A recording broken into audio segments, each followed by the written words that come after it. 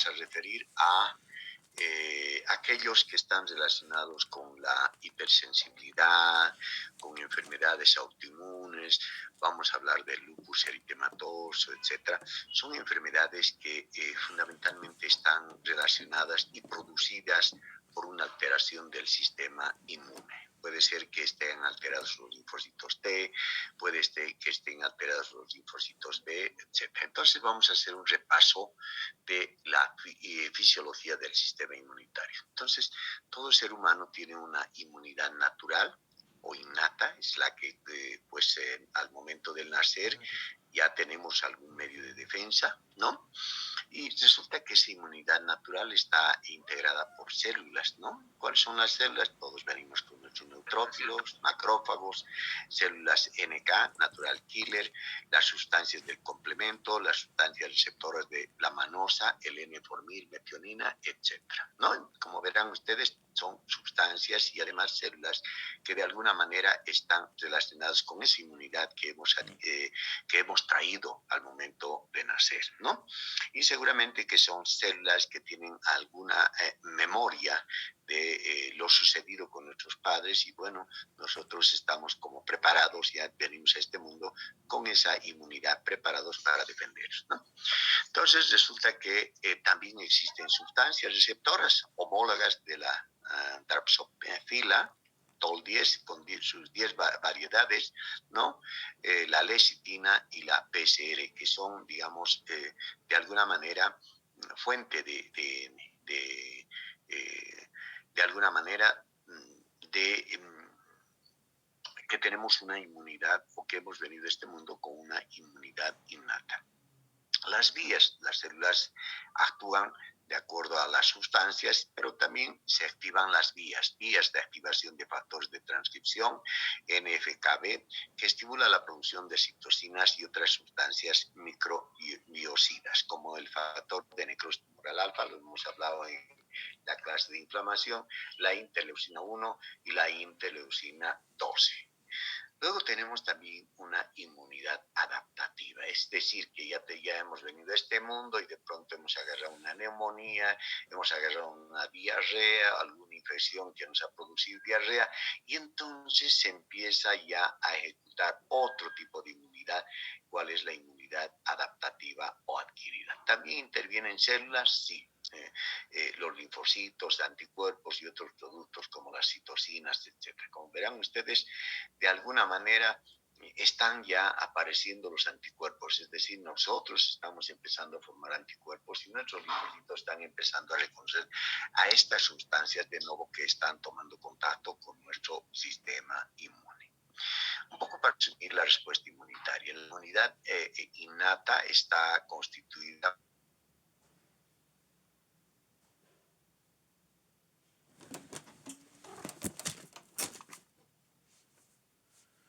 y los linfocitos T y B. Como verán ustedes, acá estamos viendo que dentro de las células están pues los neutrófilos, ¿no? Están los linfocitos T, están los monocitos que fagocitan, los plasmocitos, ¿no? Y obviamente los anticuerpos que forman estos plasmocitos, y tenemos aquí a un tipo especial de células que de alguna manera están produciendo gránulos, están produciendo algunas sustancias, ¿no? Resulta que son esas células, los linfocitos, que tienen granos azulófilos, es decir, hay linfocitos que de alguna manera también empiezan a producir, no solamente como en los neutrófilos, ¿no? O los monocitos que contienen sustancias, ¿no? Y gránulos para degradar y para producir la lisis del cuerpo extraño. Aquí estamos viendo que también existe un linfocito que se llama la célula NK. Es un poco más grande que el linfocito T, etcétera, pero característicamente en su citoplasma encontramos estas granulaciones que van a permitir al cuerpo extraño lisarse o degenerarse o necrosarse, ¿de acuerdo? Destruirse, ¿no? Entonces hacemos un recuento. Dentro de las células, los neutrófilos, macrófagos, las células NK, las sustancias del complemento, receptores, sustancias de manosa, N-formilmetionina, sustancias homólogas a la drosofila, TOL, con sus 10 variedades, sustancias de la lestina y la PCR. Las vías que ya las habíamos hablado. En cambio, en el otro lado tenemos, mire, fundamentalmente la participación de linfocitos T, que son más pequeños, los linfocitos B, y obviamente tenemos a los plasmocitos, ¿no? Estas células con un núcleo muy característico en rueda de carro, pero además contienen estos cuerpos, si ustedes se acuerdan, son los cuerpos de Russell que se activan o que se forman frente a algún antígeno o frente a algún efecto de defensa que nuestro sistema inmune está oponiendo, ¿no? Resistencia al ingreso de algún agente o cuerpo extraño a nuestro organismo, ¿no? Y miren cómo también está integrado por las inmunoglobulinas. Vean, este es el sistema de inmunidad adquirida, pero todo este sistema se va a hacer se va a producir en base al contacto nuevo con alguna bacteria, algún virus, etcétera. Porque ya tenemos consigo nuestra inmunidad natural que trae en memoria todo lo que ha sucedido con la vida, la historia inmune de nuestros padres. Pero nosotros venimos a este mundo y empezamos a adquirir otro tipo de inmunidad que también nos va a defender de cualquier noxa, cuerpo extraño, bacterias, virus, etcétera, ¿no? Entonces aquí tenemos un poco para decir, aquí tenemos las células, dentro de las células están los linfocitos, anticuerpos, ¿no? Y otros productos como las citocinas. Entonces, un poco ya entrando a aquí podemos hablar de que la inmunidad pues se divide en una inmunidad celular y una inmunidad humoral, ¿no? Una inmunidad humoral. Cuando hablamos de la inmunidad celular, nos vamos a referir que la célula que representa esta inmunidad celular son los linfocitos T, aquellos que se originan en el timo. No se olviden que venimos a este mundo con un timo tan grande, ¿no? Pues está dentro de nuestro organismo, justamente por detrás del esternón, ahí se encuentra el timo, ¿no? Miren cómo los linfocitos que se forman en ese timo pueden tener una vida circulante de más o menos 20 años, ¿no? Y vean ustedes, el 70% de los linfocitos circulantes pues corresponden a los linfocitos T, ¿no? O sea que hay células en nuestros organismos que están en constante reconocimiento, están paseándose por el dedo, están paseándose por la extremidad inferior, por el cerebro, por el aparato digestivo, urinario, respiratorio, con el fin de empezar a reconocer, ¿no? En timo, resto, además los linfocitos T se forman también en la zona paracortical de los ganglios y además el vaso, ¿no? Es característico que estos linfocitos T pues presenten un CD3, ¿no? El 60% ligados al complejo de histocompatibilidad mayor tipo 2 y el CD8 un 30% ligado al complejo de histocompatibilidad tipo 1, ¿no? Y el resto CD4, CD2, CD28, que pues son parte integrante de la estructura antigénica, de la estructura que tienen los linfocitos T. Además tenemos a las células NK. ¿Qué pasa con la inmunidad humoral, no? La inmunidad humoral fundamentalmente está representada por los linfocitos B. 20% corresponde pues a esos linfocitos que están circulando por la sangre. Vean, tengo 70 y 20. Nos falta un 10 y seguramente que el 10 pues está integrado también por otras células como son las células NK, los macrófagos que andan circulando en nuestro torrente sanguíneo, ¿no? Estos linfocitos B, ¿dónde se forman? En los ganglios linfáticos, en los órganos linfoides. Si les hablo en los ganglios linfáticos, seguramente que se encontrará en la región de la ingle, en la axila, en el cuello, en la región cervical. Y si les menciono de los órganos linfoides, seguramente pues estoy refiriéndome a esos que están, a esos acúmulos de linfocitos que se encuentran en la lámina propia del tubo digestivo, ¿no? Y particularmente en el intestino grueso, que se denominan placas de Peyer. Cuando estos órganos linfoides pues se juntan, se asocian y van a formar grandes placas denominadas placas de P. Luego tenemos también otro lugar donde se forman son las amígdalas y el vaso. Y un poquito para recordar, decía, estos están muy ligados a la inmunidad adquirida, ¿no? Los linfocitos B. Y claro, han visto cuando uno se viene desarropado, se resfría, o de pronto se exponen a inclemencias del frío, etcétera, y vean ustedes que lo que reacciona en un principio son las amígdalas, ¿no? Dicen, bueno, me duele la garganta, creo que no puedo hacer pasar las comidas, entonces seguramente que ustedes tienen un proceso inflamatorio en sus amígdalas. Entonces quiere decir que las amígdalas de alguna manera están formando linfocitos B, ¿no? Y luego el vaso. Se unen al antígeno a través de una inmunoglobulina M o inmunoglobulina D, que bueno, esta es una inmunidad innata. Todos venimos con una inmunoglobulina o una inmunoglobulina D ya en la superficie de nuestras células.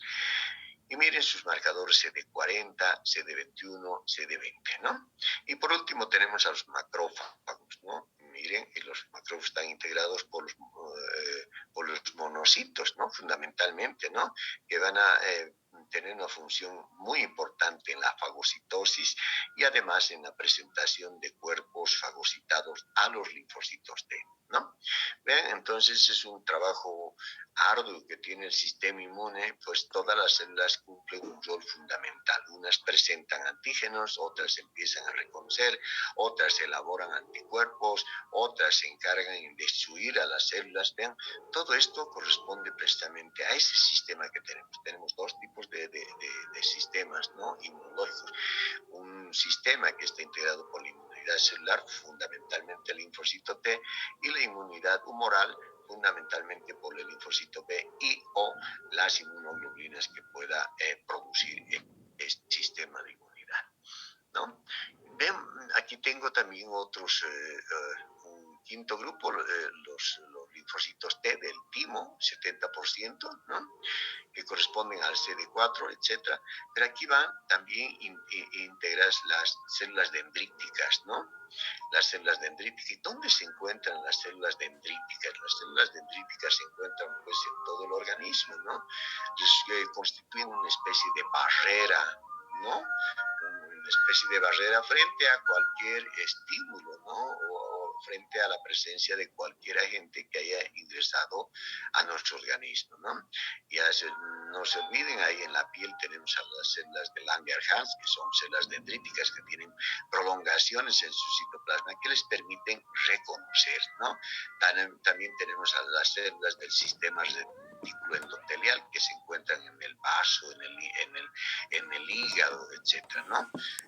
También tenemos células dendríticas a nivel del sistema nervioso central. Entonces, son células que de alguna manera constituyen ya o hacen de que se forme una barrera, ¿no? Y empiecen a de alguna manera a reconocer ciertos agentes o cuerpos extraños que están en nuestro organismo, ¿no? Y por último tenemos las citocinas, que ya son sustancias producidas por los linfocitos y las moléculas de histocompatibilidad, ¿no? El complejo de histocompatibilidad mayor, clase 1, el complejo de histocompatibilidad mayor, clase 2, ¿no? Y el antígeno leucocitario, ¿no? Entonces, vean, entonces yo tenemos el HLA, que puede ser bajo la forma de A, B y C. ¿Estamos? Entonces, un poco para recordar, hemos hablado de que el sistema inmune está integrado por linfocitos T, las células natural killer, los linfocitos B, las células dendríticas y las sustancias que las producen, pues son las citocinas, las moléculas de histocompatibilidad que se encuentran en cada una de las células y el antígeno leucocitario de histocompatibilidad tipo A, tipo B y tipo C. Bueno, entonces ya más o menos teniendo ese parámetro, cómo actúa nuestro sistema inmune frente a cualquier agente extraño, podemos clasificar a los trastornos inmunitarios. Sí, vamos a empezar a dividir para comprender un poquito mejor estos trastornos inmunitarios. Entonces tenemos a las enfermedades, miren cómo se clasifican, en 4 grandes grupos. Es más, si ustedes ven algunos libros, alguna literatura, incluso colocan un quinto grupo que se llaman a las neoplasias del sistema inmune, ¿no? A los procesos linfoproliferativos. Entonces aquí estarían los linfomas, las leucemias, etcétera. ¿Ven? Que de alguna manera entraría. Pero como este capítulo sería tan grande, pues ya esto entra ya en otro tema, que es, se desglosa en otro tema, pero hay libros que todavía conservan esa clasificación. Y más bien modernamente se ha incluido a la amiloidosis, porque se ha visto que la amiloidosis de alguna manera produce algún grado de alteración de nuestro sistema inmune. Entonces, vámonos a revisar a cada una de las enfermedades por hipersensibilidad. Alguien se come algo malo, ¿no?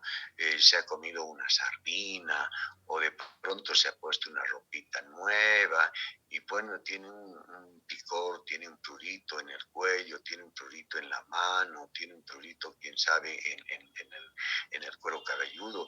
Entonces, quién sabe, está relacionada con este trastorno de hipersensibilidad, ¿no? Que puede ser el tipo 1, tipo 2, tipo 3 y tipo 4. En todas ellas tiene que haber algún tipo de característica que las diferencia en estos grupos. Luego tenemos a las enfermedades autoinmunes, es decir, son enfermedades en las que nuestro propio organismo produce anticuerpos, produce linfocitos T que de alguna manera pues van a lesionar a nuestras propias células. Por eso se llama una enfermedad autoinmune. O sea, nuestro organismo de alguna manera está produciendo, si vale el término, misiles contra nuestras células. Entonces, muchas de estas enfermedades pues son incurables y algunas son de curso y trayecto fatal, ¿no? Bueno, algunas tienen una cronicidad tal como la artritis reumatoidea, ¿no?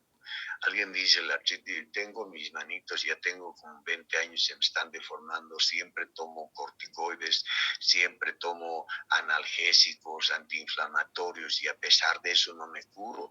Quién sabe, estamos frente a esta enfermedad autoinmune, la artritis reumatoidea, ¿no? Luego tenemos a los síndromes de inmunodeficiencia. Aquí vamos a hacer hincapié en aquellas enfermedades en las que pues hay algún grado de deficiencia inmunológica, ¿no?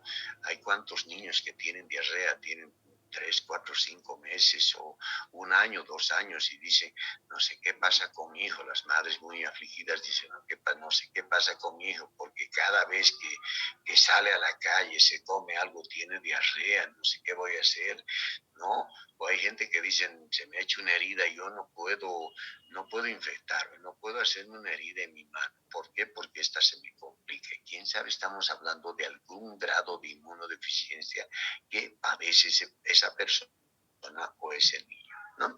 Y por último tenemos a la amiloidosis. Como su nombre lo dice, amiloide es una proteína muy similar al almidón, de ahí viene su nombre, ¿no? Muy similar al almidón. Es homogénea, acidófila, que se puede depositar en el sistema inmune, se puede depositar en los ganglios linfáticos, se puede depositar en, en las amígdalas, en los tejidos, ¿no? En el tejido conectivo, para llegar a producir de alguna manera un grado de inmunodeficiencia en estos pacientes, la amiloidosis. Entonces vamos de lleno a hablar de nuestra hipersensibilidad. Decíamos que existen 4 tipos de hipersensibilidad, tipo 1, tipo 2, tipo 3 y tipo 4. Vamos a ingresar por el tipo 1. ¿No? Vamos a decir que es inmediata, o sea, la respuesta es, ni bien ustedes han tomado el contacto y pues van a tener inmediatamente la respuesta, ¿no? Generalmente se presenta en sensibilizados previamente, o sea, ¿qué quiere decir?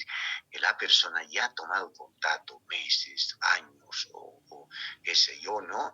Ya ha tomado contacto con esta sustancia, ¿no? Y bueno, nuestro organismo de forma muy particular empieza a formar anticuerpos y uno de los anticuerpos, una inmunoglobulina responsable de este tipo de hipersensibilidad es la inmunoglobulina E. Y esta inmunoglobulina E pues interactúa con los mastocitos, son las células que se encuentran en el tejido conectivo, ¿no? Son células que contienen unos gránulos y gránulos de histamina fundamentalmente. normalmente, ¿no? Además tienen otras sustancias, pero fundamentalmente gránulos de histamina. Poseen receptores para factor de FC, complemento y para la inmunoglobulina. Como ustedes están viendo, el mastocito tiene, pues, de alguna manera receptores. Se pueden unir el factor del complemento, como también se puede unir la inmunoglobulina. Y una vez que toman contacto, se unen la inmunoglobulina E con el mastocito, empiezan a degranular, ¿no? Porque normalmente contienen en su citoplasma gránulos de histamina, gránulos de enzimas, ¿no? Pero una vez que ha habido este contacto, automáticamente se produce la secreción de aminas diógenas, enzimas, leucotrienos, el PAF, ¿se acuerdan muy bien? El PAF, factor activador de plaquetas. Y en la clase de inflamación, habíamos mencionado que el PAF es uno de los potentes, es de 10 a 100 veces más potente que la histamina para producir inflamación, para producir vasodilatación, ¿no? El aumento de la permeabilidad vascular. Vean el PAF. Entonces, ya ustedes se están imaginando qué es lo que sucede, que vamos a ver ya en imágenes posteriores. Tenemos acá a la clínica, ¿no? ¿Qué enfermedades nos pueden hacer pensar en que se trata de una hipersensibilidad del tipo 1? Tenemos a la alergia cutánea, ¿no? Alguna vez nos hemos comido algún platito en especial, nos hemos servido alguna bebida, hemos comido algo en la calle, alguna galleta, algo previamente procesado, ¿no? Y luego después de una media hora o llegamos a nuestra casa, empezamos a despertar unas ronchas, ¿no? Empezamos a despertar un prurito, nos escuece todo el cuerpo, etcétera. ¿Ven? La alergia cutánea. Hay cuánta gente que de pronto entra a algún ambiente cerrado o entra a algún ambiente, ¿no? Alguna fábrica, alguna empresa o se sube a alguna movilidad, ¿no? Con un ambiente muy cargado, luego sale de allá y ¿qué siente? Siente que de pronto está con la famosa gripe, ¿no? Le empieza a chorrear, le empieza a presentar rinorrea, cuando en realidad esta rinorrea también está relacionada con este tipo de hipersensibilidad tipo 1, es más localizada en el árbol respiratorio superior.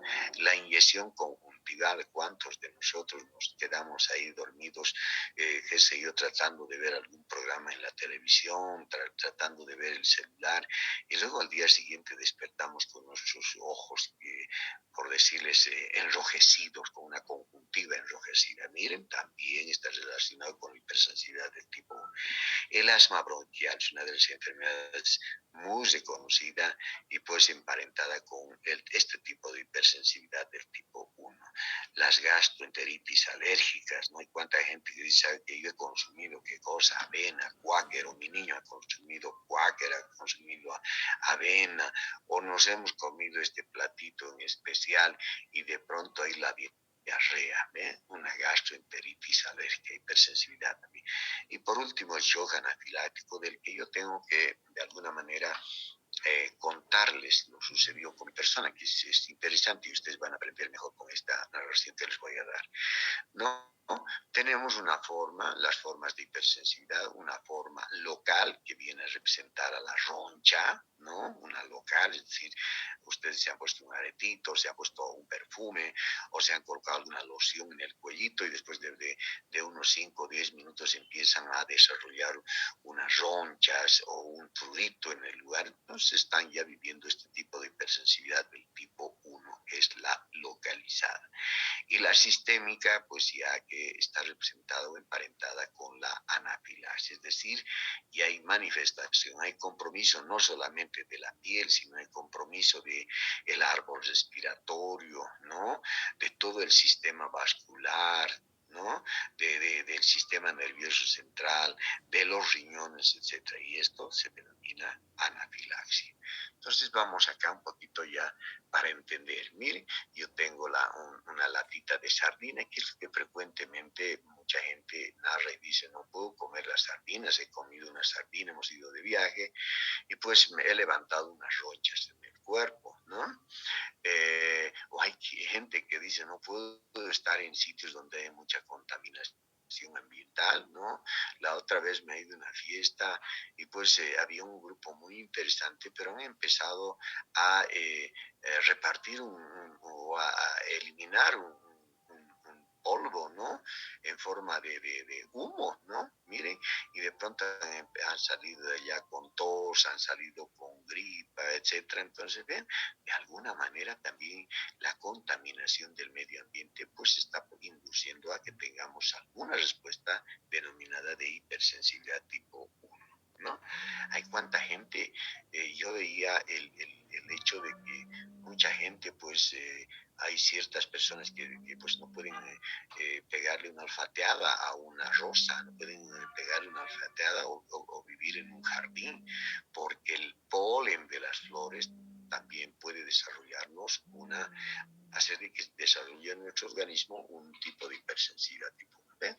Cómo estos alérgenos denominados antígenos ahora pues se están uniendo a la inmunoglobulina E, ¿no? Por su extremo FAT, y a través del extremo FC pues se están uniendo al mastocito. Miren, y resulta que el mastocito adentro pues tienen un montón de sustancias, ¿no? Miren acá, yo puedo ir uniendo o, quién sabe, llevando al interior del citoplasma. Pero una vez que ya se une el antígeno, ¿no? Con la inmunoglobulina E y la inmunoglobulina E se une al mastocito, esos gránulos empiezan a ser eh, eh, liberados, degranulados, ¿no? Secretados al tejido que está circundante al mastocito, ¿no? Secreta, y aquí tenemos a las aminas biógenas, fundamentalmente a la histamina, y lo hemos visto en inflamación, que la histamina produce vasodilatación, ¿no? Edema, etcétera. ¿Ven? La triptasa, quimasa, son enzimas, los proteoglucanos, ¿no? Entonces podríamos decir son los componentes primarios de la secreción de un mastocito. Y los secundarios tenemos a la prostaglandina B2, los leucotrienos, las citocinas, la interleucina 1, 3, 4, 5, 6, factor de necrosis tumoral alfa, quimiosinas y los rantes, las ciminas, los factores quimiotácticos de eosinófilos y neutrófilos. Vean ustedes de alguna manera también cuando se activa, cuando se secreta también a través de las sustancias se está llamando la atención, se está atrayendo a los eosinófilos y los neutrófilos para que vengan a ver qué está sucediendo en este sitio y obviamente también a mantener el proceso alérgico, a mantener el proceso inflamatorio en esa zona.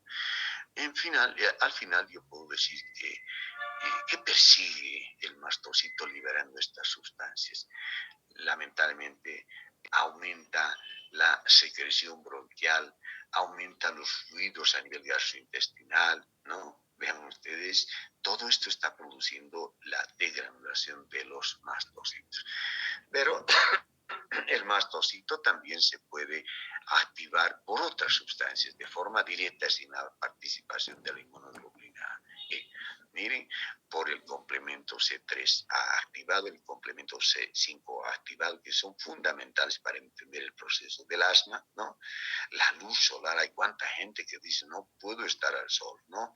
O salen y están ahí en el campo, están en la cancha, en la plaza, y de pronto sienten el picor, ¿no? En la frente, en el cuello, en el rostro. Entonces, ¿qué dicen? No puedo estar por mucho tiempo al sol. ¿Por qué? Porque el sol también está estimulando a los mastocitos a la degranulación de sus aminas biógenas, ¿no?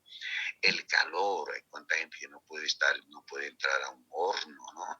Dicen, yo no puedo estar porque de alguna manera pues está también estimulando a la degranulación de sus mastocitos. El frío, los traumas también. Y aquí tengo al mastocito, esta célula que contiene estas granulaciones, ¿no? Y estas granulaciones pues contienen todas estas aminas, triptasa, quimasa, proteoglicanos, etc. Entonces, ven, aquí tengo a la célula pues con estas granulaciones. Y hoy estoy viendo que estas granulaciones por el estímulo de la inmunoglobulina se están liberando. Miren, tan importante el actuar, el funcionar, ¿no? De la histamina, esa sustancia secretada por el mastocito. Miren acá, y resulta que nos va a producir una vasodilatación, ¿no? Y por eso, pues aparecen las zonas enrojecidas, por eso aparecen las zonas con esas ronchas, ¿no? Unas ronchas, unas elevaciones discretamente planas, ¿no? Rojas que aparecen, eritematosas que aparecen en la superficie de la piel, ¿no? La histamina, la vasodilatación. Entonces, vean, el mastocito. A no olvidarse que el mastocito se encuentra en el tejido conectivo. A diferencia de que este mastocito, si se encontrara, o esta estructura celular con esta relación, si se encontrara al interior de los vasos sanguíneos, se denomina basófilo. Basófilo cuando está en el torrente sanguíneo y mastocito cuando se encuentra en el tejido conectivo. Aquí tengo la local, la hipersensibilidad local, la alergia o la atopía, no atopía. Ven ustedes, es una orejita en la que de pronto hay cuánta gente que se compra un aretito y dice, bueno, está tan bonito este aretito que no es de oro o el metal que ustedes aprecien, pero a los 2 o 3, 4 días sienten que toda el lóbulo de la oreja y alrededor de ese orificio que han hecho para insertar el arete, pues ven que de pronto se eritematiza, hay una secreción, etc. Entonces ven, hay una atopía, hay una alergia. Lo mismo ven, es decir, una niñita en la que aparece una dermatitis de pañal, ¿no? Antes, pues, los niños venían y se cambiaban con pañales que eran lavables, ¿no? Pero hoy en la actualidad les ponen un pañalcito y el niño o la niña tiene que estar con ese pañalcito durante todo el día, ¿no? O por lo menos media mañana. La orina está fermentando, está tomando contacto con esa piel. También ese pañal descartable tiene ciertas sustancias que pueden producir en algunos niños alergia, ¿no? Una atopía. Por eso ustedes han visto cómo ha evolucionado este comercio de los pañales descartables. Hay Huggy, hay un montón de pañales y todos dicen hipoalérgeno, hipoalérgeno. Entonces, vean, yo tengo una atopía localizada en esta zona. ¿Y qué pasa cuando yo veo la histología, ¿no? De esta zona? Vean, esta es la epidermis, ¿no? Y aquí hay un vaso sanguíneo, ¿no? Miren, un poco dilatado, congestivo, pero fundamentalmente hay ciertas células que están pues alrededor de esos vasos sanguíneos, ¿no? Seguramente que han de ser mastocitos que van a degranular y van a producir este cuadro de atopía. Particularmente estos casos, muchos en la piel, pues son conocidas como urticaria, que te ha salido urticaria, ¿no? Empieza a aparecer las ronchas y el prurito. Aquí tenemos al denominado angioedema, un tipo particular de hipersensibilidad tipo 1 en que solo afecta a la cara, no solo afecta a la cara. Vean esos párpados, el párpado superior e inferior edematizados, ese labio, etc., ¿no? Y en estos casos de la angioedema, pues hay un gen eh, localizado en el cromosoma 5, brazo Q21, se localizan esos genes de la citosina. Y seguramente que acá es pues el lugar preciso donde hay esta falla para que se produzca este angioedema. Tenemos también a la rinitis, ¿no? Hemos salido a la calle y volvemos de la calle, estaba haciendo un poco de frío o había mucha calor y de pronto estamos como que tengo un poco de rinorrea, tengo algo en mi nariz o que se me ha tapado la nariz, no puedo respirar. Las denominadas rinitis alérgicas son atopías cuando están localizadas las lesiones, ¿no? También tenemos otras atopía en la piel y otros órganos, las estomatitis. Hay cuánta gente que se pone a un pedazo de canela en la boca y puede producir inflamación de la gingiva, producir una estomatitis, etcétera, etcétera, ¿no? Vemos a la reacción a la hipersensibilidad sistémica denominada anafilaxia y que termina en shock. Yo les voy a contar algo que me sucedió precisamente como hace unos 40 años, debe ser, un poquito menos o un poquito más, tal vez, o menos. Yo estaba en la residencia y pues me hice sacar un muñero. ¿no? En ese momento, pues en esos años, por primera vez llegó este medicamento que se llama la ciprofloxacina, ¿no? Las quinolonas. Me sacan un ñero en emergencias, yo estaba de residente, era en el pie derecho, y bueno, me regalan allá, me dicen, doctor, tómese estito, va a tomar usted unas 3 tabletitas. No, se necesitaba más dentro de las indicaciones, no como ahora que la ciprofloxacina lo llevan a utilizar como 10 días. Con 3 suficiente, usted me va a tomar uno cada día, fue así una maravilla, ¿no? Entonces me sacan el uñero un sábado porque pues uno como residente caminaba dormíamos en el octavo piso y pues uno tenía que bajar a emergencias, ir a pisos, tercero, cuarto, evolucionar, hacer interconsultas. Entonces el trabajo de un residente era muy arduo. Entonces, pues yo tenía el uñero en el pie derecho, me lo sacan y me dan el antibiótico. Me voy a la casa y tomo tranquilo, pues estoy feliz, el lunes vuelvo normal y pues mi uñero no se había infectado. Después de unos 6 meses desarrollo el uñero también en el otro calzado, en el otro pie, diré, ¿no? Y bueno, hago lo mismo, voy ante el médico, me toman me sacan, me dicen, bueno, el sábado, como usted no tiene turno el domingo ni el lunes, entonces para que esté descansadito, le vamos a sacar el sábado. A mediodía me lo sacan y yo me subo a mi casita, ¿no? Estoy en la casita como a la 1, 2 de la tarde, me entro al baño, me ducho y bueno, digo, mi piecito, entonces tengo que tomar este antibiótico. Extraigo de entre mi caja de medicamentos que nos regalaban, ¿no? Medicamentos que nos regalan los laboratorios y encontré la ciprofloxacina. Bueno, el doctor también me dijo, haga lo mismo que la otra vez, te tiene ciprofloxacina. Si le digo, tengo en mi casa, pues tome su ciprofloxacina, igual unito cada día durante 3 días. Bueno, y tomo eso.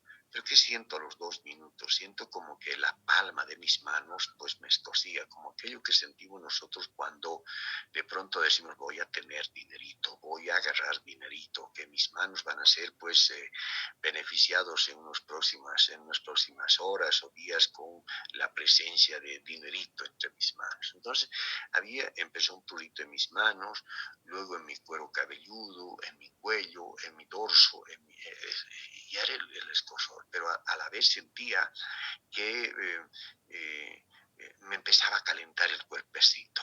Entonces, y de pronto dije, no sé qué me pasa, creo que me falta un poquito la respiración. Me voy a ver al espejo, yo era un Hulk rojo. Hulk rojo, conocemos al Hulk, ¿no? Que es un hombre teñido de verde, pero yo era un Hulk rojo. Me miré los ojos y había una inyección conjuntival, ¿no? Todo estaba rojo, mi esclerótica, wow.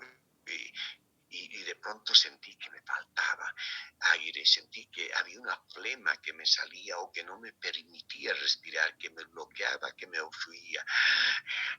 Estaba jadeante y lo único que dije, creo que estoy empezando a perder el conocimiento.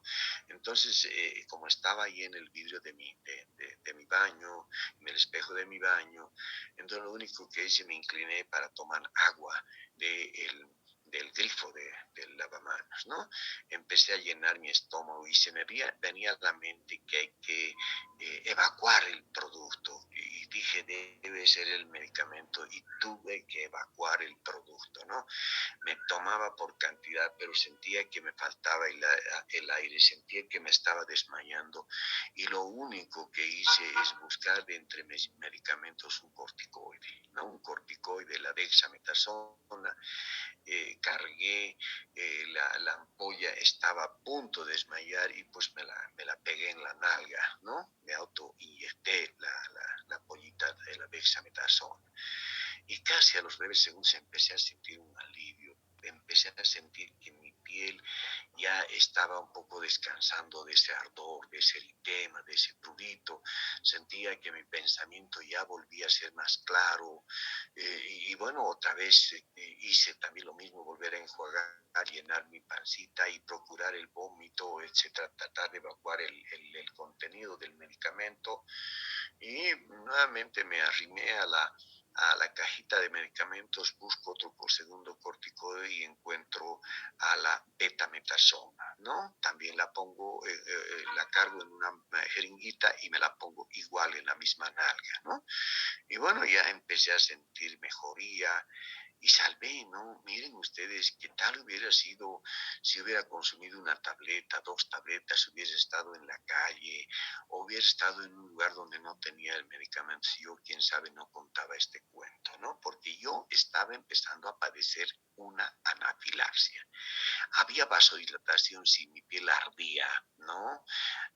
Había broncoconcisión, sí, no podía respirar. Había aumento de las secreciones, sí. Yo estaba yéndome a un shock por broncoconcisión, un edema laringio. Me fijé mi orofaringe, todo estaba enrojecido, como que toda mi faringe estaba edematizada, con vasos. Yo veía los vasos, ¿no? Sanguíneos, congestivos ahí en mi laringe, entonces, y en mi orofaringe. Dije, no, estaba por mal camino, ¿no? ¿Qué hubieran encontrado en mi autopsia si yo hubiera fallecido, ¿no? Un edema, una hemorragia pulmonar. Vean, este es el pulmoncito de un shock, ¿no? Shock anafiláxico, ¿no? Producido por una hipersensibilidad de tipo 1 sistémica. Miren, hubiera habido hemorragia, edema, hubiera habido hiperdistensión bronquioalveolar, dilatación de mi ventrículo. Miren, fatal hubiese sido esta situación. Entonces, dentro de los mediadores químicos, un poco para reiterar, los primarios aminas diógenas, enzimas, los proteoglicanos, los secundarios mediadores lipídicos, citocinas, leucotrienos CD4, D4, E4, prostaglandinas D2 y el PAF fundamental, ¿no? Todas estas sustancias, miren, este es un endotelio, ¿no? Dos células endoteliales. Aquí tengo una y la otra enfrente, y este es el lumen del vaso sanguíneo. ¿Qué producen? ¿Qué provocan entonces estas sustancias? Fundamentalmente producen vasodilatación y producen que aumento de la permeabilidad. ¿Qué quiere decir entonces? Que las sustancias, el agua va a salir por esta zona en la que existe un aumento de la permeabilidad vascular, ¿no? Vasodilatación va a producir la histamina y el PAF, ¿no? El vaso se dilata por esto.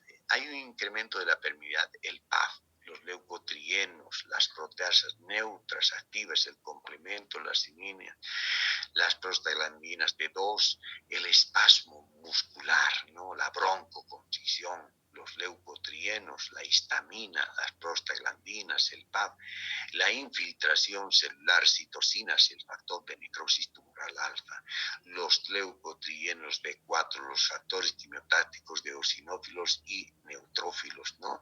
Y el PAF.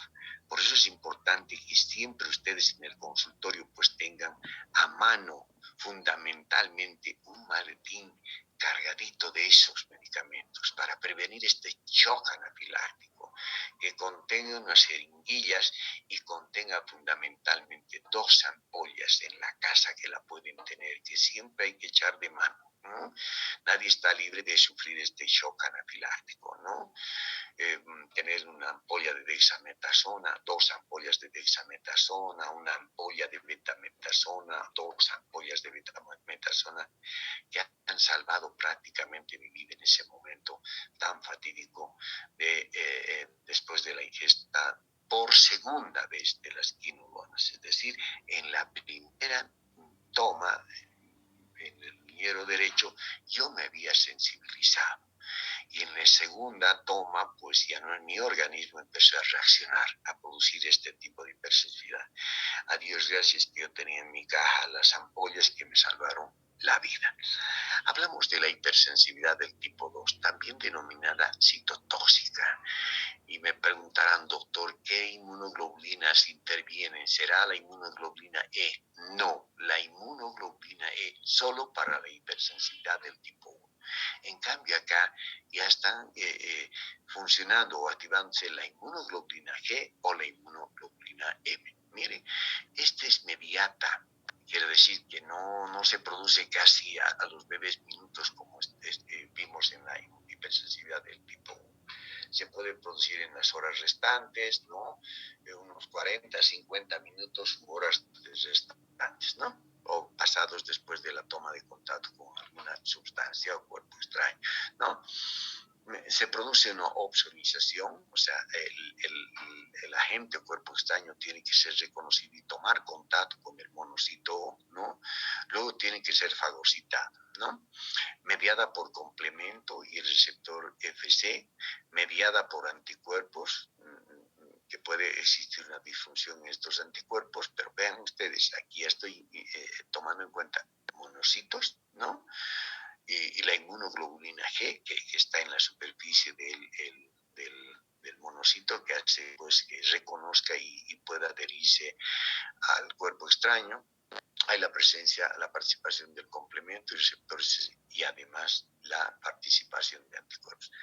¿Dónde se localizan en el inmunoglobulina G o M? La superficie celular. Esta se presenta en la superficie celular, que van a, de alguna manera, favorecer la fagocitosis, ¿no? Pero pueden existir receptores anómalos o hipersensibles en la superficie de los fagocitos.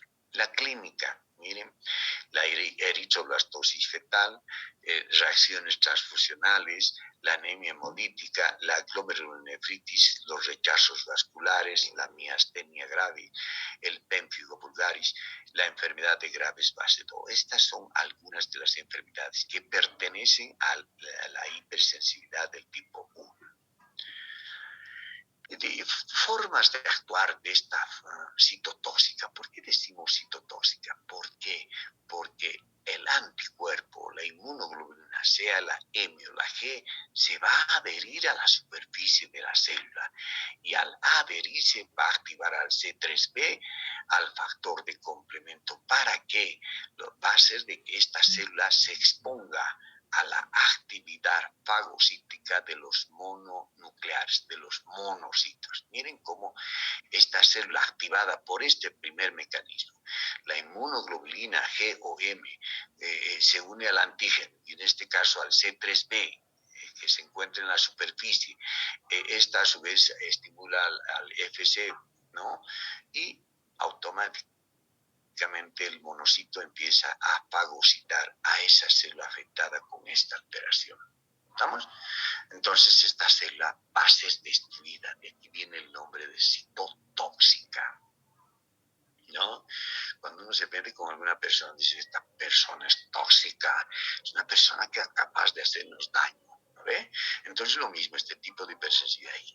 La inmunoglobulina, pues lamentablemente se une a la célula no afectada con alguna alteración en su superficie, con algún antígeno expuesto en la superficie de la célula que va a activar a la fagocitosis y por último destrucción de la célula.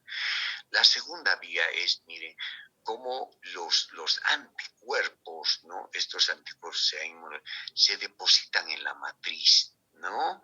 Resulta que estos anticuerpos que se encuentran acá atraen a los leucocitos, a los neutrófilos, monocitos. Y miren, una vez que llegan acá, automáticamente empiezan estos leucocitos a activarse, a degranlar, a eliminar el producto que tienen ahí, el producto enzimático, ¿no? Esos gránulos que contienen enzimas. ¿Para qué? Para que este mastocito o este monocito o leucocito activado se una a través del receptor FC a la célula y automáticamente se produzca la muerte, la lisis de la célula. Una segunda vía, que el anticuerpo se deposite en la matriz. La primera vía es que el anticuerpo se una directamente al C3b, que hace las veces de antígeno, y a través de esta se una al FC y promueva la fagocitosis por los monocitos. La tercera vía de este tipo de hipersensibilidad es que la inmunoglobulina E se una a ciertos receptores que pueden existir en ciertas células, ¿no? Receptores, o se unan a los hemidesmosomas. Doctor, ¿y qué son los hemidesmosomas? Son esas fibrillas que de alguna manera unen una célula con otra y se encuentran los hemidesmosomas en realidad en la piel. ¿no? Y miren, aquí tenemos 3 enfermedades, ¿no? La miastenia graves, el pénfigo vulgar, la anemia perniciosa, que van por esta vía, de que el anticuerpo se une a los receptores o a los hemidesmosomas que se encuentran en la superficie de las células. Y aquí tengo los ejemplos. Por la primera vía está la eritroblastosis fetal, ¿no? Las reacciones transfusionales, las anemias hemolíticas o autoinmunitarias, la fiebre reumática, ¿no? Esa producida por estreptocócica, pues está dentro de este grupo que se activa por esta primera vía. La segunda, miren, el rechazo vascular, las vasculitis por ANCA. ¿Qué es el ANCA? Anticuerpos anticitoplasma de los neutrófilos. Y bueno, el pronóstico es fatal. Cuando hay pacientes que dicen es ANCA positivo, podríamos decir que tienen un pronóstico fatal. Es decir, cuando tengan anticuerpos anticitoplasma de los neutrófilos. Entonces, es fundamental, ¿no? La glomerulonefritis también, ciertas enfermedades renales, la enfermedad de Goodpasture, ¿no? Es una enfermedad que afecta no solamente al riñón, sino puede también afectar al pulmón, ¿ven? Que es cuando los anticuerpos se depositan en la matriz, son reconocidos por leucocitos, los leucocitos se unen al extremo FC de las células endoteliales, de las células que están periféricas al vaso sanguíneo, el endotelio, etcétera, para producir todas estas enfermedades. Y por último, los receptores.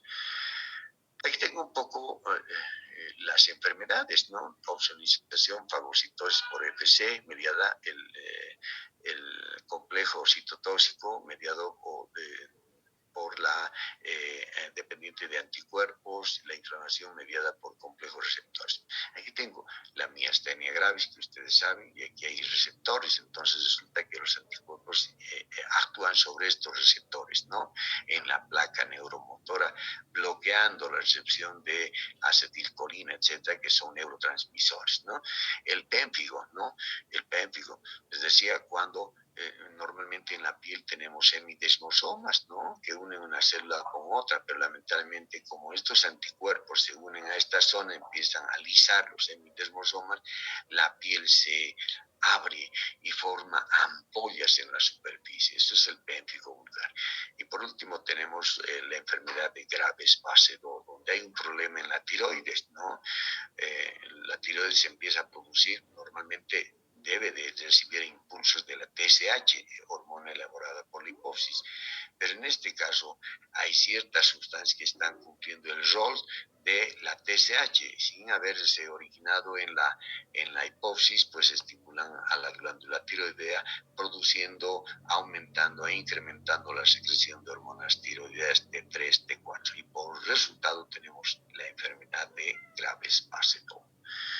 Hablamos de la hipersensibilidad tipo 3. Aquí se forman los inmunocomplejos. Tenemos la mediata, anticuerpo circulante más antígeno circulante, exógeno adquirido, se depositan, ¿no? Anticuerpo circulante. Lo fundamental, ¿qué pasa acá con los inmunocomplejos? Se unen anticuerpo con antígeno y juntos, ¿no? Así como se dice, dos enamorados se encuentran en la calle, hacen empanaditas, ¿y dónde se van? Se van a sentar a la plaza, al asiento de la plaza. En este caso, estos inmunocomplejos se van a sentar sobre la superficie de las células, ¿no? Hay una fase de formación de inmunocomplejos, ¿no? Que puede estar relacionado con la presencia de antígeno o de inmunoglobulina G o la M, y que se unen al antígeno. Ustedes se han encontrado con la amiguita y bueno, hacen empanaditas, se fusionan y bueno, van a buscar un lugar donde conversar, donde hablar de su vida, de sus recuerdos, etcétera, y bueno, se van a sentar a algún lugar del asiento. Miren cómo estos complejos anticuerpo, antígeno son depositados en alguna parte de nuestro organismo, concretamente en las células endoteliales, ¿no? En la pared de los vasos sanguíneos.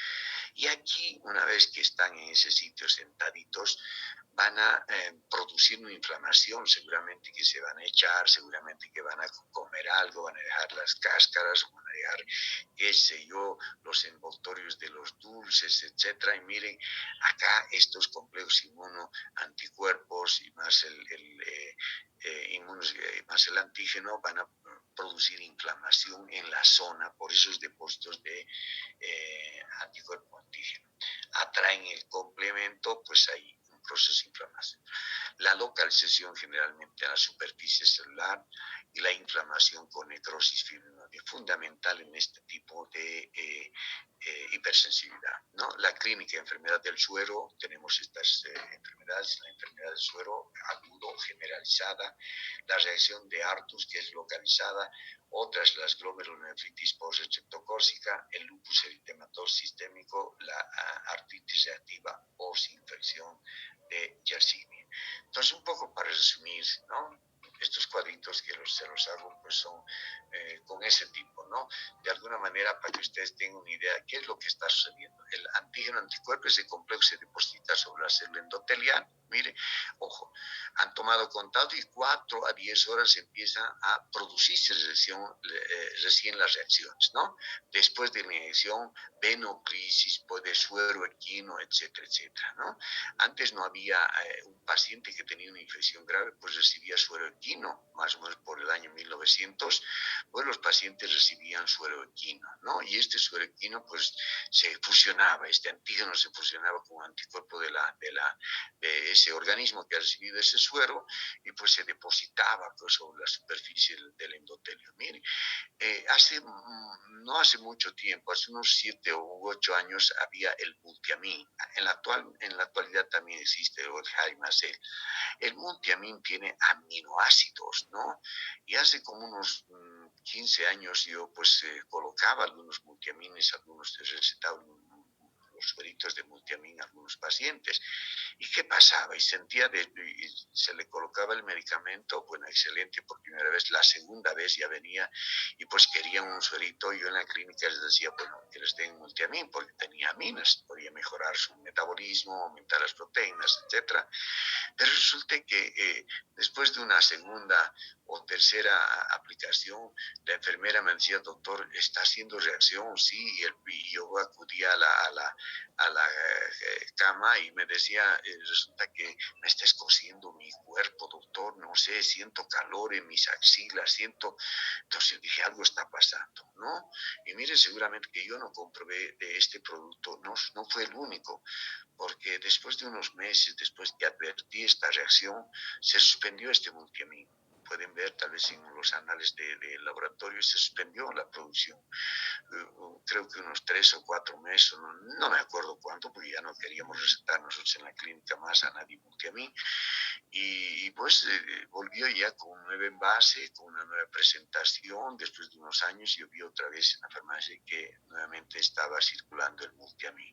Seguramente que cambiaron la capacidad antigénica que tenían sus aminoácidos para producir esta reacción por inmunocomplejo. Y miren lo que pasa cuando se deposita el complejo antígeno anticuerpo en la superficie endotelial. Miren acá, activa la cascada del complemento, se agregan más plaquetas, produce la necrosis fibrinoide. Miren, la fibrina se adosa aquí y produce la necrosis fibrinoide, la quimiotaxis de leucocitos, en otras palabras, este vaso sanguíneo se haya necrosado, ¿no? Vean ustedes, esa es la reacción. Aquí tengo la enfermedad del suero, miren cómo ustedes pueden tener una picadita, ¿no?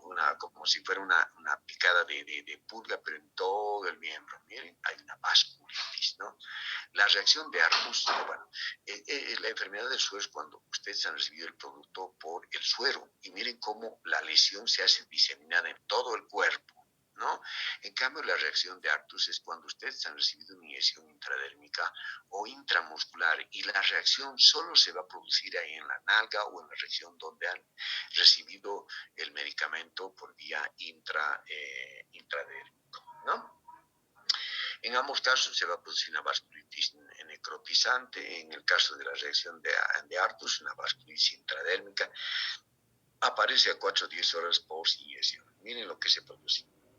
la vasculitis necrotizante. Miren este vaso sanguíneo con ese material de fibrina depositado en el lumen, un lumen casi obliterándose, leucocitos yendo atraídos por esa lesión, por ese depósito de complejo anticuerpos y antígenos. Miren acá también lo mismo, ¿no? Aquí miren otro que está iniciando. Esta es la reacción o bien del suero o la reacción de Arthur, dependiendo. Si se ha colocado en el lugar una reacción intradérmica o intramuscular mal colocada, bueno, ahí estamos observando esta reacción de Arthur. La enfermedad del suero cuando se deposita por vía endovenosa. Hipersensibilidad de tipo 4, la retardada, inmediata o mediata, la reacción a la tuberculina, es uno de los ejemplos más claros de este tipo de hipersensibilidad. Los linfocitos T, fundamentales, el CD4, más los colaboradores T helper, ¿no? Hay una fase de reconocimiento por el linfocito T helper, ¿no? Que van a estimular, secretan citocinas y bueno, estas a su vez van a también activar a los macrófagos y los macrófagos van a liberar la interleucina 2, interleucina 1, factor de necrosis tumoral alfa. Como verán, todas las sustancias proinflamatorias que se presentan, pero fundamental, en la hipersensibilidad tipo 1, ¿quién está actuando? El linfocito T, CD4 más los colaboradores, ¿no?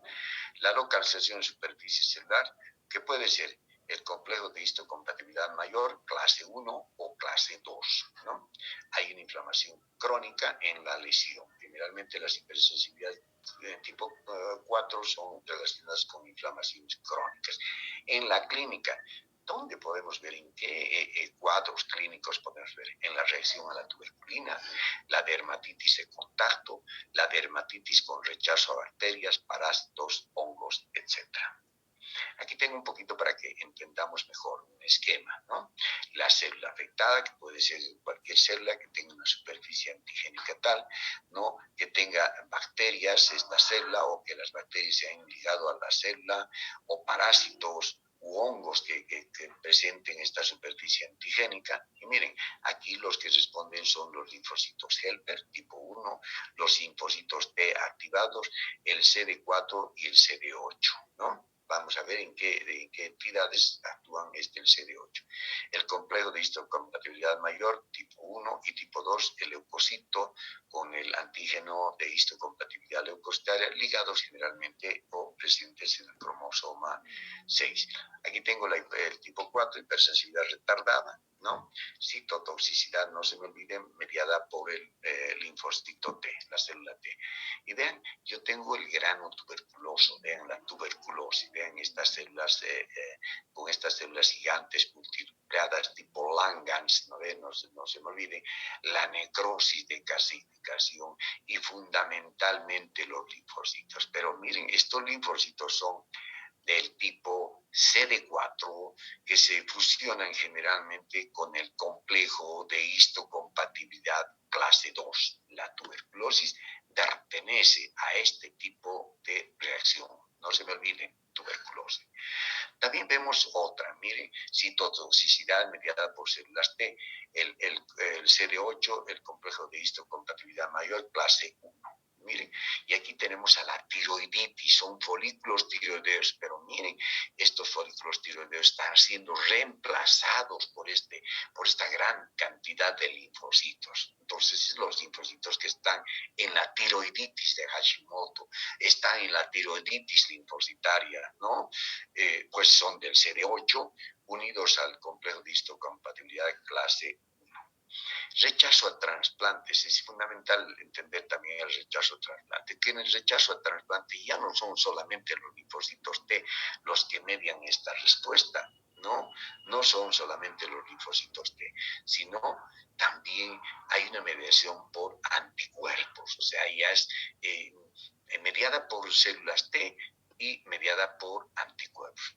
Las células T pueden ser linfocitos T, CD8, CD4, citotóxicos, colaboradores, etcétera, con el complejo de histocompatibilidad mayor que se van a unir a la clase 1 o a la clase 2. Miren, es lo mismo que hemos hablado para la tuberculosis, ¿no? lo mismo que hemos hablado para la tiroiditis, pero acá, miren, el papel fundamental, el rol fundamental de los linfocitos T son destruir a las células que han venido, ¿no? Es decir, las células que se han trasplantado, ¿no? Miren, todo esto provocado por estas células huésped, ¿no? Este individuo que necesita el trasplante, le ponen el trasplante de piel, etcétera, y lamentablemente estas células que parten del cuerpo del receptor, pues actúan en contra de las células trasplantadas. Por otro lado, también está mediada por anticuerpos. Miren los anticuerpos, ¿qué van a producir? Pueden ser inmunoglobulina M, G, etcétera. ¿Qué van a producir estos anticuerpos? Van a producir una vasculitis, van a empezar a destruir el endotelio de los vasos sanguíneos, de las células trasplantadas, del tejido trasplantado. Entonces, en el rechazo a trasplante hay mediación de la inmunidad celular, pero también hay mediación de la inmunidad humoral. Y ven todas las sustancias que ustedes ya las reconocen en el capítulo de inflamación que van a producir ese cuadro inflamatorio, ¿no? Resulta que los rechazos a trasplantes pueden presentarse de forma hiperaguda, ¿no? Cuya respuesta puede aparecer a los minutos u horas después, ¿no? Están trasplantando y pues una maravilla, después de que han hecho ya el trasplante, han cerrado vasos sanguíneos, empiezan a abrir la circulación sanguínea y al tiempo de pasar en minutos dicen todo está bien, el riñón está empezando a ser rosadito, es excelente. Y después de unos 20 minutos, 10 o 15 minutos, yo asistí a un trasplante y el médico, los médicos, bueno, yo no estaba viendo el trasplante, pero veía a través de una cámara y de pronto escucho el comentario del médico que tira las pinzas y dice, ¿qué miércoles? Con ese tono, así como renegando de tanto arduo y labor que han hecho. Meses han estado haciendo histocompatibilidad del donante al receptor, del receptor al donante, y pues todo estaba a la perfección, pero lamentablemente, miren, tiró las pinzas, y yo escuché, porque estaba ahí no de mirón, sino de escuchó, de un tipo que estaba ahí atrás, al lado de las enfermeras, habíamos creo que 3 estudiantes internos, y estuvimos ahí atrás relegados en la mesa de quirófano. Pero veíamos una pantalla, pero a la pantalla pues tenían más acceso los médicos, ¿no? De planta. Y pues lamentablemente el médico votó, ¿por qué? Porque seguramente que vio el riñón cianótico moteado. Nos dirigimos a la cámara tratando de estirar nuestro cuello como jirafa, y pues la cámara nos mostraba un riñón que había cambiado de color y era un riñón cianótico moteado, mire. Y bueno, trataron de ver cómo estaba la orina, y la orina pues no salía como debería de gotear, ¿no? Después de tantos minutos que han hecho el trasplante, pues había una gota, 2 gotas, y eso pues llevó a pensar de que había un rechazo hiperagudo. Tenemos el agudo, que se presenta en días, incluso meses o años, el celular agudo en meses iniciales, el humoral agudo, el rechazo crónico. Generalmente todos estos tipos de rechazos nos van a producir vasculitis, que quiere decir nos van a afectar, fundamentalmente nos van a bloquear el ciego sanguíneo. Como en este, vean ustedes, aquí hay una vasculitis, ¿no? Una necrosis vascular, ¿no? Entonces, si no hay riego sanguíneo, pues lamentablemente el resto del tejido tiene que empezar a necrosarse, los glomérulos a necrosarse. Hay una vasculitis, y en todos vean vasculitis necrotizante, ¿no? Aquí hay una vasculitis necrotizante, vasculitis, obliteración, se cierran, se bloquean los vasos sanguíneos. Pero vean, a pesar de haber recibido o de estar con inmunosupresión, ojo, a este paciente entraron a operar ya con inmunosupresión, ¿no? Pero a pesar de eso, vean ustedes cómo empezó a manifestarse ese rechazo hiperagudo. Enfermedades autoinmunitarias, este es un capítulo larguísimo, ¿no? De trastornos inmunitarios. Enfermedades autoinmunitarias, Dentro de ellas tenemos a las causas: lesión por tisular por linfocitos T, genes de susceptibilidad, antígenos localizados en órgano específico, antígenos diseminados, sistémicos, infecciones, ciertas infecciones virales, parasitarias, bacterianas. A la larga pueden producir enfermedades autoinmunitarias en nuestro organismo, ¿no? Pérdida de la tolerancia, ¿no? De la tolerancia, ¿no? Una central donde nuestro organismo, en el timo o en la médula ósea, van eliminando esos linfocitos T alterados o linfocitos B alterados, como decir, estos no entran a la circulación sanguínea. Estos coches, estas movilidades tienen mal su freno, no tienen buen sistema eléctrico, no tienen buena iluminación, sus focos están mal, su dirección está mal. Bueno, tienen que ser eliminados. Igualmente los linfocitos T tienen que ser eliminados. ¿Dónde? En el timo, en la médula ósea. En la periférica hay una eliminación o silenciación de linfocitos T autorreactivos, ¿no? ¿Por qué decimos periférica? En órganos periféricos, ¿no? A través de 4 vías, ¿no? La energía, la activación de células reguladoras de células T, CD4, la eliminación clonal por células T, CD4. Miren, o sea, ya en la circulación, en el torrente sanguíneo, se puede producir un grado de inmunodeficiencia, ¿no? Se puede producir un grado cuando ven que están mal fabricadas las células CD4, ¿no? Fundamentalmente los linfocitos. Y otra cosa que es fundamental, y por eso les puse este ojo que tiene este eritema, esta reacción conjuntival, el secuestro de antígenos, ¿no? Tenemos antígenos ocultos en el cerebro, tenemos antígenos ocultos en el ojo, tenemos ocultos en el testículo. Es decir, que los linfocitos T no tienen acceso para nada a estos antígenos secuestrados. Me dejo entender. Hagan de cuenta que ustedes están operando el ojo contralateral, es decir, este ojo que está en este sitio, ¿no? Pero después de que ya terminan la cirugía, se fijan en el otro ojo y el otro ojo está rojo.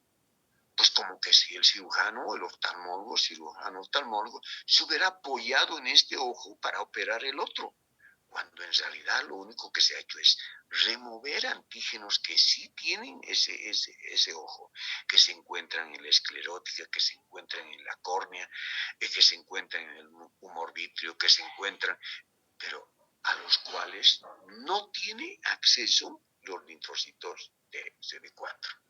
Lo mismo en el testículo, un trauma en el testículo izquierdo hace de que después el paciente diga: me duele también el testículo derecho. ¿Habrá sido tan fuerte el golpe? No, sino que el testículo izquierdo, pues al tiempo de traumarse, lamentablemente ha liberado esos antígenos secuestrados, y pues esos antígenos secuestrados han atraído los TCD4, y los TCD4 también van a, si quiere, a unirse, a producir un cuadro inflamatorio en el testículo derecho. Antígenos secuestrados. Todos tenemos en el cerebro, en el ojo, en el testículo. Por eso tan importante es entender que muchos casos de tumores de cerebro pues llegan a ser diagnosticados cuando ya la masa es grande, cuando el paciente dice: no puedo caminar, no puedo ver, ¿no? ¿Por qué? Porque no hay linfocitos T que andan circulando y andan tomando contacto con esas células tumorales. ¿Ven? Antígenos secuestrados. Dentro de las enfermedades autoinmunitarias tenemos al lupus eritematoso sistémico, a la artritis reumatoidea, a la enfermedad de Sjögren, a la esclerodermia, a la enfermedad mixta del tejido colágeno, la poliarteritis nodosa, las vasculitis, la tiroiditis autoinmunitaria, el eritema multiforme, el pénfigo vulgar, la epidermolisis ampollosa. Y ven esta imagen, ¿no? Es una imagen que tomé de un paciente pues hace años que pues me trajo mucha reflexión de lo que sucede. Hablemos del lupus eritematoso sistémico, ¿no? La etiología patogenia dice que aquí fundamentalmente existe un fallo en la tolerancia. Todos somos tolerantes en esta vida, ¿no? No me entregan un trabajo, yo puedo ser tolerante, pero no por toda la vida puedo ser tolerante.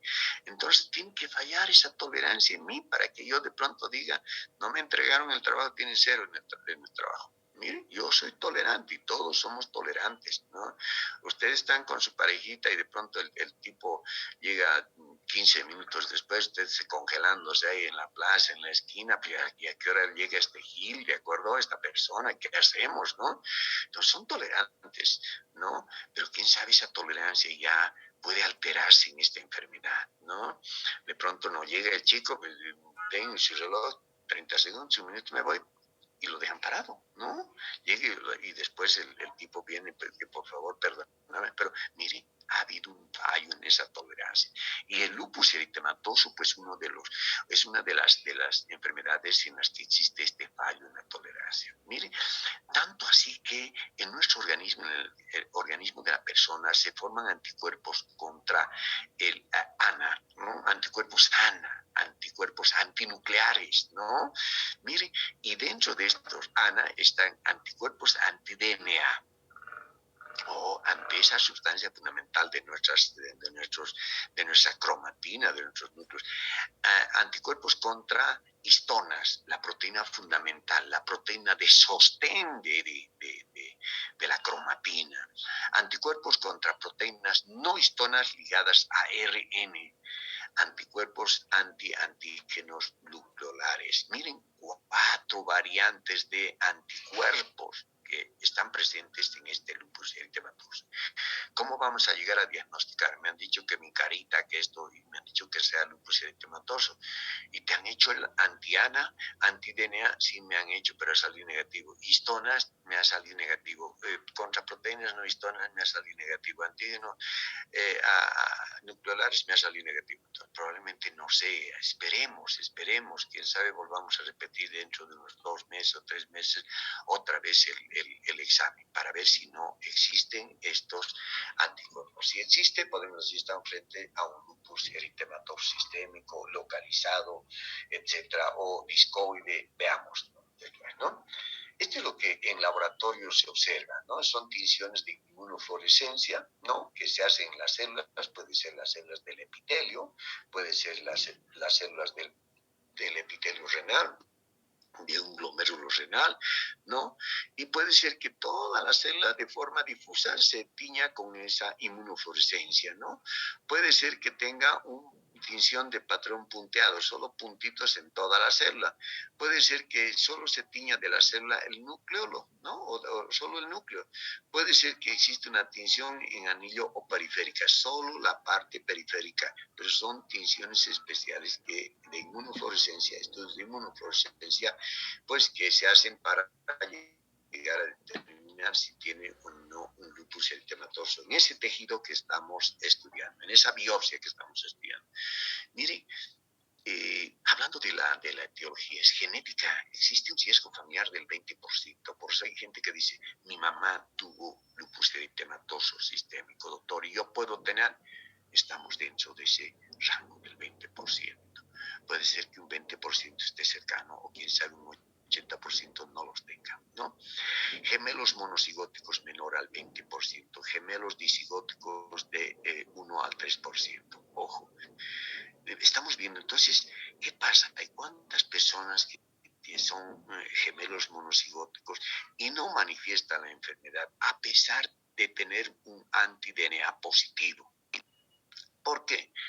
Porque seguramente que el lupus eritematoso no es solamente tener estos anticuerpos, sino también interviene la presencia de los factores ambientales, que ustedes se han expuesto al sol, que se hayan expuesto a inclemencias del tiempo, el frío, la calor, etcétera, ¿no?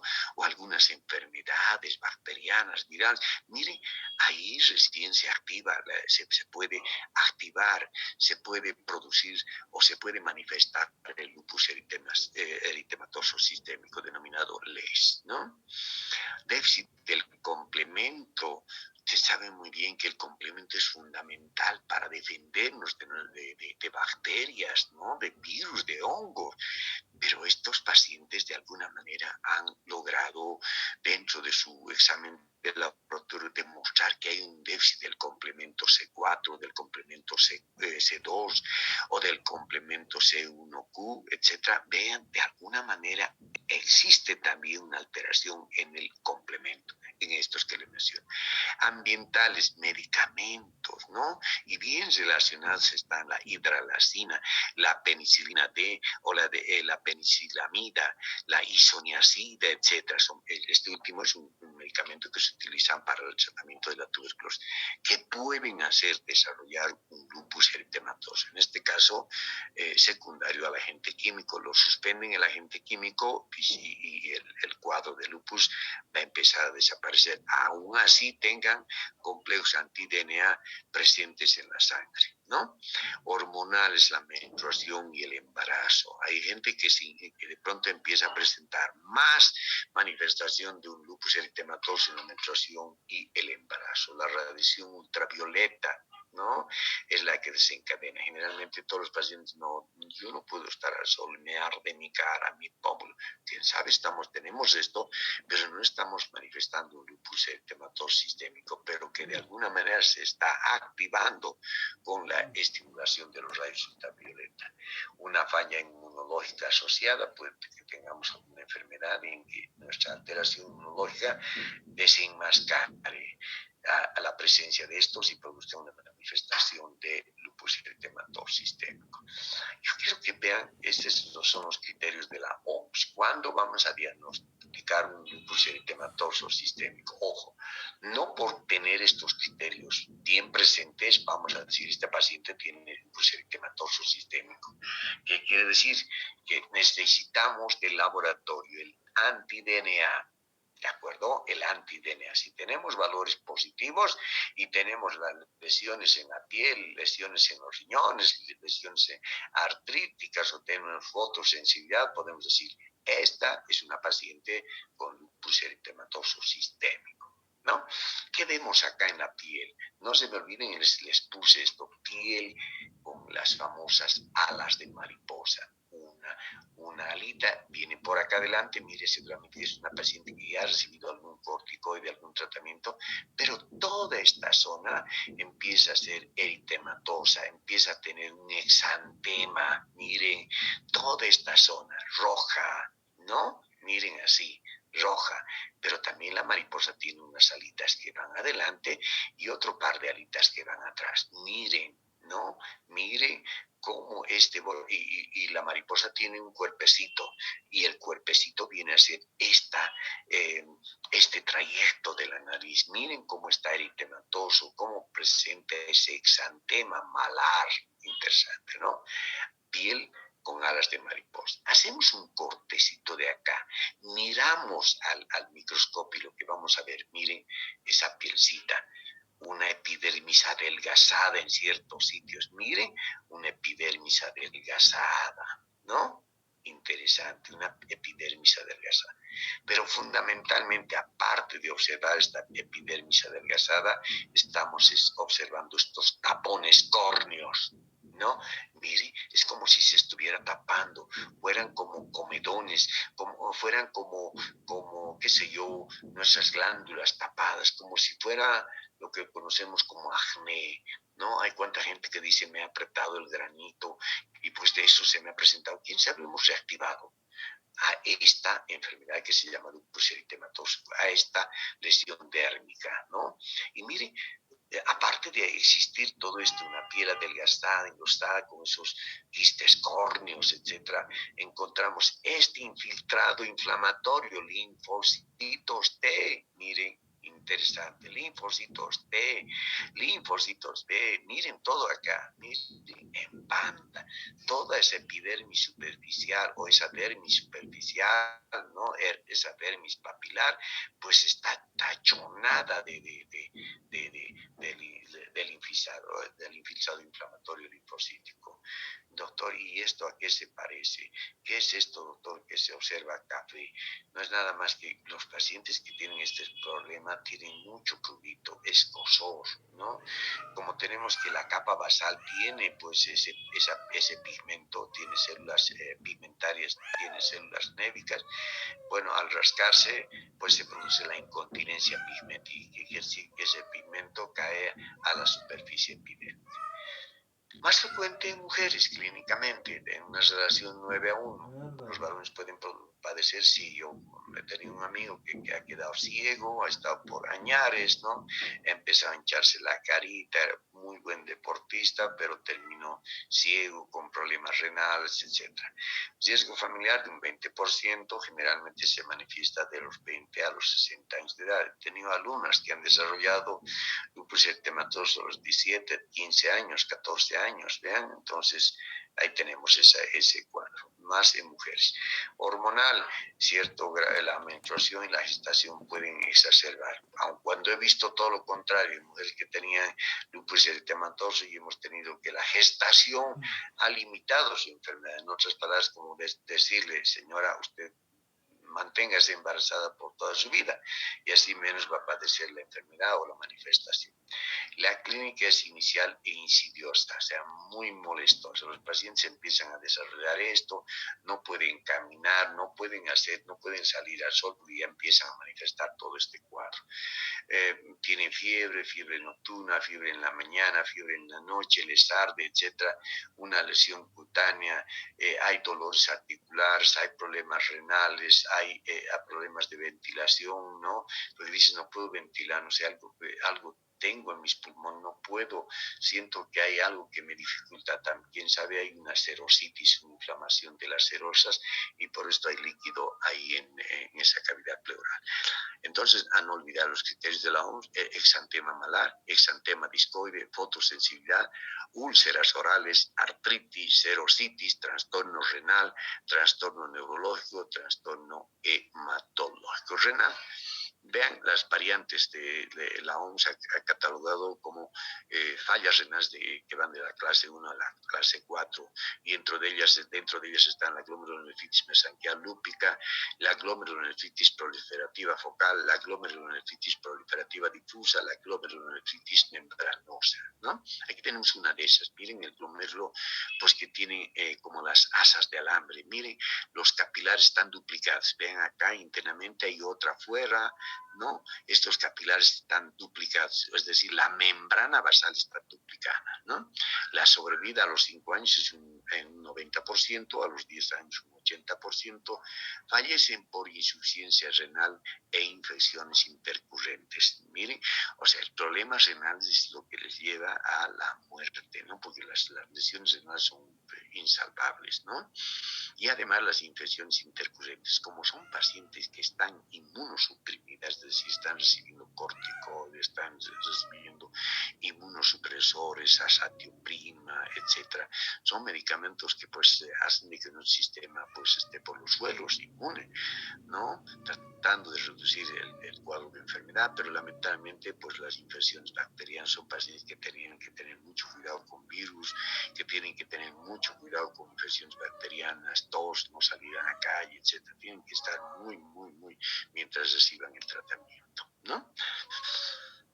Y miren cómo en el corazón se producen estas lesiones verruciformes. Vean, verruguitas por acá que pueden tener 1, 2, 3, hasta 5 milímetros de diámetro. Miren acá, verruguitas. Y estas verruguitas se deben a una endocarditis, ¿no? Endocarditis no bacteriana, no bacteriana. O sea, no hay bacterias, pero que están inflamando este endocardio, sí. ¿Y por qué se debe? Debido a que la sangre tiene un estado de hipercoagulabilidad, ¿no? Y este estado de hipercoagulabilidad hace de que se agreguen sobre estas superficies plaquetas y formen estas lesiones verrucoides que se denominan lesiones de Lippmann-Jack o endocarditis de Lippmann-Jack, que son típicas de un estado de hipercoagulabilidad presente en el lupus eritematoso sistémico. Otras variantes de lupus tenemos al lupus discoide crónico, no, solo se manifiesta en la cara y cuero cabelludo, muestra placas con edema, eritema, taponamiento, todo lo mismo, confinada a piel, pero 5% de estos que presenten solo en la cara pueden desarrollar lupus eritematoso sistémico. Lupus cutáneo subagudo, el exantema es difuso, o sea, todo en la piel, pero no deja cicatrices. En cambio, en el caso del lupus eritematoso sistémico, han visto esa piel, pues nos va a dejar cicatriz. Esa es una especie leve de lupus eritematoso sistémico. El lupus inducido por fármacos, la penicilina D, la hidralazina, la procainamida, la isoniazida, desarrollan anticuerpos antinucleares, pero solo un 30% manifiestan clínica de lupus eritematoso sistémico. Las 3 variantes de lupus, pero que están más localizadas y podríamos decir de menos severidad. Tenemos al síndrome de Sjögren, ¿no? Y quiero que me graben esta imagen, ¿no? Cierren los ojitos y pues empiecen a grabar esta imagen. Yo tengo una lengua seca, una lengua de loro. Y si le digo a la paciente, no viene a la consulta, doctor, tengo un problema que se me seca la lengua mucho y no sé si tengo diabetes. Señora, ¿y cómo está el ojito? Ah, otra cosa más, doctor, siento que cuando parpadeo, lamentablemente me arde, me duele. Es como que si yo tuviera arena en mis ojos. Entonces, no, yo le digo, ¿y usted cuando llora usted? Sí, doctor, le cuento que no me salen lágrimas. Estamos frente a un síndrome de Sjögren, ¿no? ¿Qué tiene? Una queratoconjuntivitis seca, los ojos. Tiene una xerostomía, boca seca, ¿no? ¿Debido a qué? A una infiltración de linfocitos TCD4 y algunas células B, además de los anticuerpos. Pueden encontrarse anticuerpos sanos en un 50-80%, pero no están manifestando lupus, sino única y exclusivamente esta lesión localizada en la boca. Y fundamentalmente tienen antígenos tienen anticuerpos contra 2 antígenos del ribonucleoproteínas, contra el SSA-RO al SSB-LA, ¿no? Estos son típicos del síndrome de Sjögren. Asocian con artritis reumatoidea un 70% al factor reumatoidea, ¿no? Pueden ser positivos, al HDLA, pero que es leve. Hablamos de la esclerosis sistémica, ¿no? Yo quiero que vean esta imagen, ¿no? La piel de estos pacientes es acartonada, los dedos en punta de lápiz, hay pérdida de la movilidad, no pueden mover los deditos, ¿no? O sea, el doctor y vienen como si fueran serios esos dedos, no pueden mover fría, una piel fría, etcétera, ¿no? Pérdida de la movilidad y además llegan a perder las huellas dactilares, ¿no? Tanto así que tienen problemas estos pacientes en sacar su DNI o su carnet de identidad porque han perdido las huellas dactilares o digitales. ¿Qué tenemos? Todo esto presenta ya no huellas sino una superficie lisa, se parece, qué sé yo, a la superficie de esta epidermis, ¿no? Todo totalmente lisa.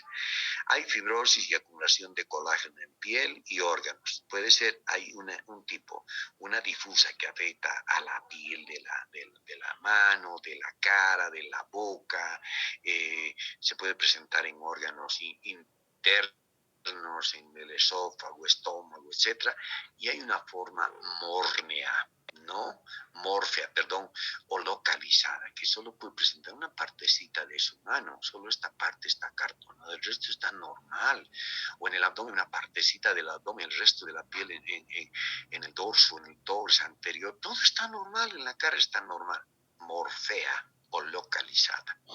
Existe afectación en años más tarde de órganos en el esófago, estómago, corazón, pericardio, pulmón, etc. Yo tenía un paciente, bueno, yo lo lamento, sé que la hora para mí es bien cortita.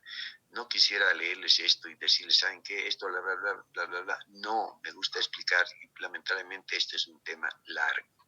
Les voy a pedir unos 15 minutitos más que me tengan un poco de paciencia, ¿no? Yo tenía un paciente que tenía esto. Cuando me llegó la paciente, era una paciente desahuciada por el hospital de clínicas, y allá trataba el doctor, no me acuerdo quién, bueno, trataba que trabaja con el doctor Poma, que pues hace inmunología, creo, reumatología. Y este doctor empieza, Yankee, no me acuerdo qué es Yankee, pero trató este paciente y tenía una paciente que me vino al consultorio con la boquita totalmente cerrada, tenía un orificio por el que atravesaba apenas una cucharilla. No la podía abrir. tenía unos ojos medio achinaditos porque la piel no la podía estirar. Toda estaba acartonada en la esclerodermia, ¿no? O en la esclerosis sistémica. Bueno, a esta paciente pues le di y tenía problemas. Decía, ¿sabe qué? No, pues no puede entrar a mi boquito porque tengo problemas, no puedo meter cuchara. ¿Y cómo se alimenta? ¿Sabe que tengo todo que licuar, licúo el jugo, licúo todo? No puedo tomar jugos, me hace mal la leche, tengo problemas digestivos. O sea que estaba agarrando un paciente con ya afectación del esófago y el estómago. No puedo comerme, no puedo meterme a la boca pan. No, no, el pan tiene que estar remojado y con líquido, tiene que estar licuado. ¿Por qué? Porque tenía trastornos en el esófago, ¿no? La digestión se me vuelve pesada. Tengo que comer en la mañana, justo a las 8 de la mañana, y después comer el otro a las 12. Y si puedo tomar un tecito como a las 6 de la tarde, pues mi estomaguito no recibe nada porque no puede entrar a mi estómago. Había problemas en el estómago.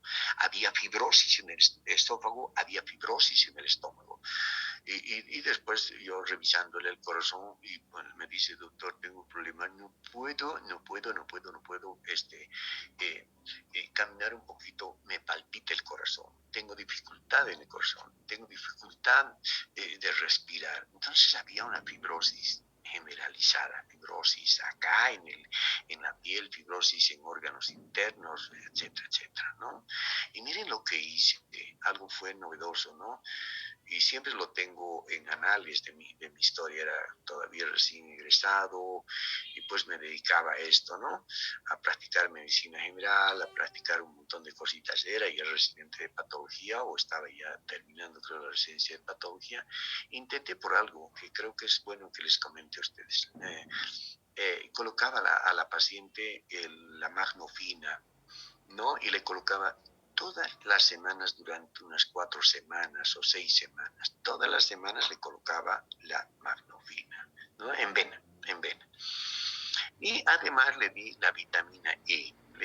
Después le di meloxicam, le di prednisona que le había dado el médico. Ojo, era una paciente que vino del hospital de clínicas como desahuciada. Ella tenía una paciente, una amiga mía, o una amiga de ella, diré, que tenían la misma enfermedad, pero tenían que entrar a quimioterapia, ¿no? Quimioterapia, seguramente para aplacar a estos linfocitos que estaban produciendo toda esta fatalidad en la piel.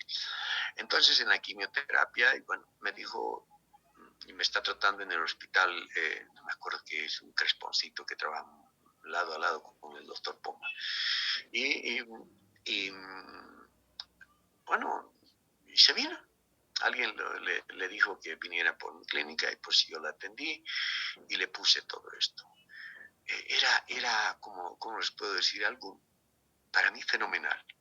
Que después de unas 3 o 4 semanas volvió la paciente. Ojo, al principio subió mis gradas, pero ayudado por su esposo, por su hijo, estaba semidoblada, rígida en sus articulaciones, apenas me arrastraba los piecitos. De unas 4 semanas me viene y me dice, doctor, ¿cómo está usted? Si usted me ha dicho que venga a la consulta, sí, doctor. ¿Sabe qué, doctor? Tengo que decirle lo siguiente, que las inyecciones me están haciendo bien y toda la medicación me está haciendo bien. ¿Por qué? Porque le cuento que ha ingresado muy poquita la cuchara. Oh, para mí era fabuloso, pero solo había puesto magnofina en vena, le había dado vitamina D, antiinflamatorios, meloxicam, prednisona, pero esta paciente estaba respondiendo. Me vino después de unos 6 meses o unos 4 meses, creo, con el cabello teñido y con un gorro. Y yo me asusté, dije, algo ha pasado, se le han caído los pelos. Y bueno, ella vino ya caminando sola, ha subido las gradas, ya no le acompañó su esposo, agarrándose de la baranda, subió las gradas y me dijo, doctor, ahora sí puedo caminar. Y le dije, ¿qué ha pasado con su cabellito? ¿Algo ha tenido algún problema? No, doctor, se va a reír en mi cara, porque he ido a una amiga mía, pues es peluquera, está haciendo sus clases de peluquería y me ha teñido el cabello. Yo le he dicho que me ponga un poco de choquito, pero lamentablemente me ha vuelto de color amarillo del tigre, así como este que ustedes observan. Interesante me pareció el cuadro. Entonces vi cómo la expectativa, muchos de estos pacientes pues reaccionan a la fe que uno pueda tenerles o darles fe para curar su enfermedad, para sanar. Sabemos que no vamos a encontrar, pero si ponemos un poco de fe, pues vamos a llegar a obtener buenos resultados. Es más, la señora ya doblaba los deditos, es más, me dijo, como usted me dijo que yo luche contra este problema y pues estoy haciendo fisioterapia, estoy tejiendo y bueno, desaparecieron los síntomas, ¿no? Se produce por infiltración de linfocitos TSD4 y citocinas que estimulan los factores de proliferación de fibroblastos, reclutan células proinflamatorias y miren cómo se produce, ¿no? Un endurecimiento, un acortonamiento de la piel y de las articulaciones. Están muy asociados al CREST. ¿Y qué es el CREST? El CREST no es nada más que la primera C se llama calcinosis, el segundo es Raynaud, ¿no? Raynaud, ¿no? Es cuando las extremidades se ponen pálidas, se ponen, uno ve la palma de las manos o los puntejos de los dedos o las extremidades de los dedos se ponen medio azulados, medio morrados. Ese es el fenómeno de Raynaud, ¿no? Luego tenemos la esclerodermia o lesión del esófago, ¿no? Tenemos lesiones, alteración de una disfunción del esófago, es decir, el paciente come y no puede introducir el alimento, se queda ahí seco, se queda ahí detenido en una parte de su esófago porque hay alteración en la motilidad del esófago.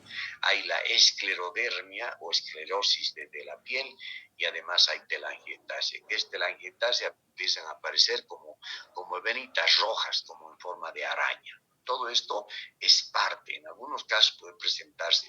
Cuando les hablo de calcinosis cutis, miren, yo les he puesto esta imagen del dedo, de la mano. Miren, todo este precipitado es de calcio, es una calcinosis cutis. Aquí tengo la pielcita, miren, y cómo por debajo de la piel se está precipitando el calcio. Aquí tengo la piel, miren cómo acá también se está precipitando. Esta es la C, calcinosis cutis. R de Raynaud, fenómeno de Raynaud.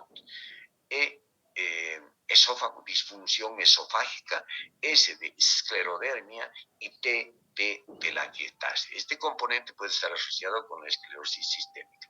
La enfermedad mixta del tejido colágeno tenemos a la artritis, a la enfermedad de Raynaud, miositis, disturbios de la motilidad esofágica, anemia, leucopenia, fiebre, linfadenopatía, dermatomiositis, polimiositis, esclerosis sistémica. Responde muy bien a los corticoides, en este caso, cuando tengan una enfermedad mixta del tejido colágeno. Y lo que les hablaba de la enfermedad o el fenómeno, que lo vamos a hablar también en los capítulos de patología vascular, vamos a ver que el Raynaud fundamentalmente es la presencia de lesiones blancas, frías o moradas que se puedan presentar en la palma de las manos, en los pies, en los dedos de los pies o en las orejas, ¿no? El paciente dice, o en la punta de la nariz, dice, mi nariz en la mañana me levanto y me duele, está amarillo, está pálido, está morado, tiene un Raynaud. Ahora hay que estudiar si es enfermedad o es fenómeno de Raynaud, pero definitivamente, quién sabe, está ligado a esta enfermedad mixta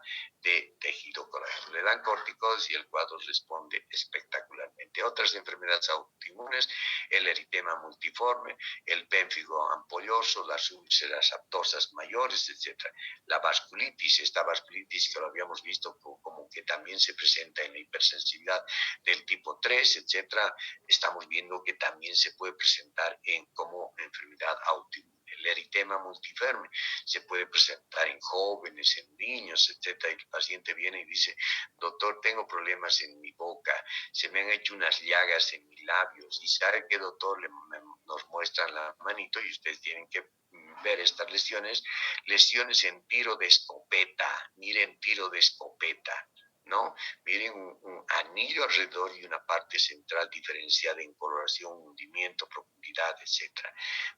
Lesiones en tiro de escopeta. Cuando vean estas lesiones en tiro de escopeta, vean lesiones en la boca o en los labios y además les digan, ¿sabe qué, doctor? Me arde, creo que han aparecido unas lesiones rojas, media en forma de burbujas en mi conjuntiva, estamos frente a un eritema multiforme. Son pacientes que tienen que recibir casi de inmediato corticoides. No se me olviden el maletincito que ustedes tenían y que les mostré en figura animada, ¿no? Ese maletincito que tiene que tener corticoides. Son pacientes que tienen que recibir corticoides ya mucho más potentes, la prednisolona en vena, quién sabe, pues en vía, venoclisis, y además reciban antibióticos, ¿no? Antibióticos, antifúngicos, antivirales, etcétera, el aciclovir, para de alguna manera reducir a la gente que está causando este evento de autoinmunidad, este cuadro de autoinmunidad denominado eritema multiforme. Muchos de estos pacientes, si no son tratados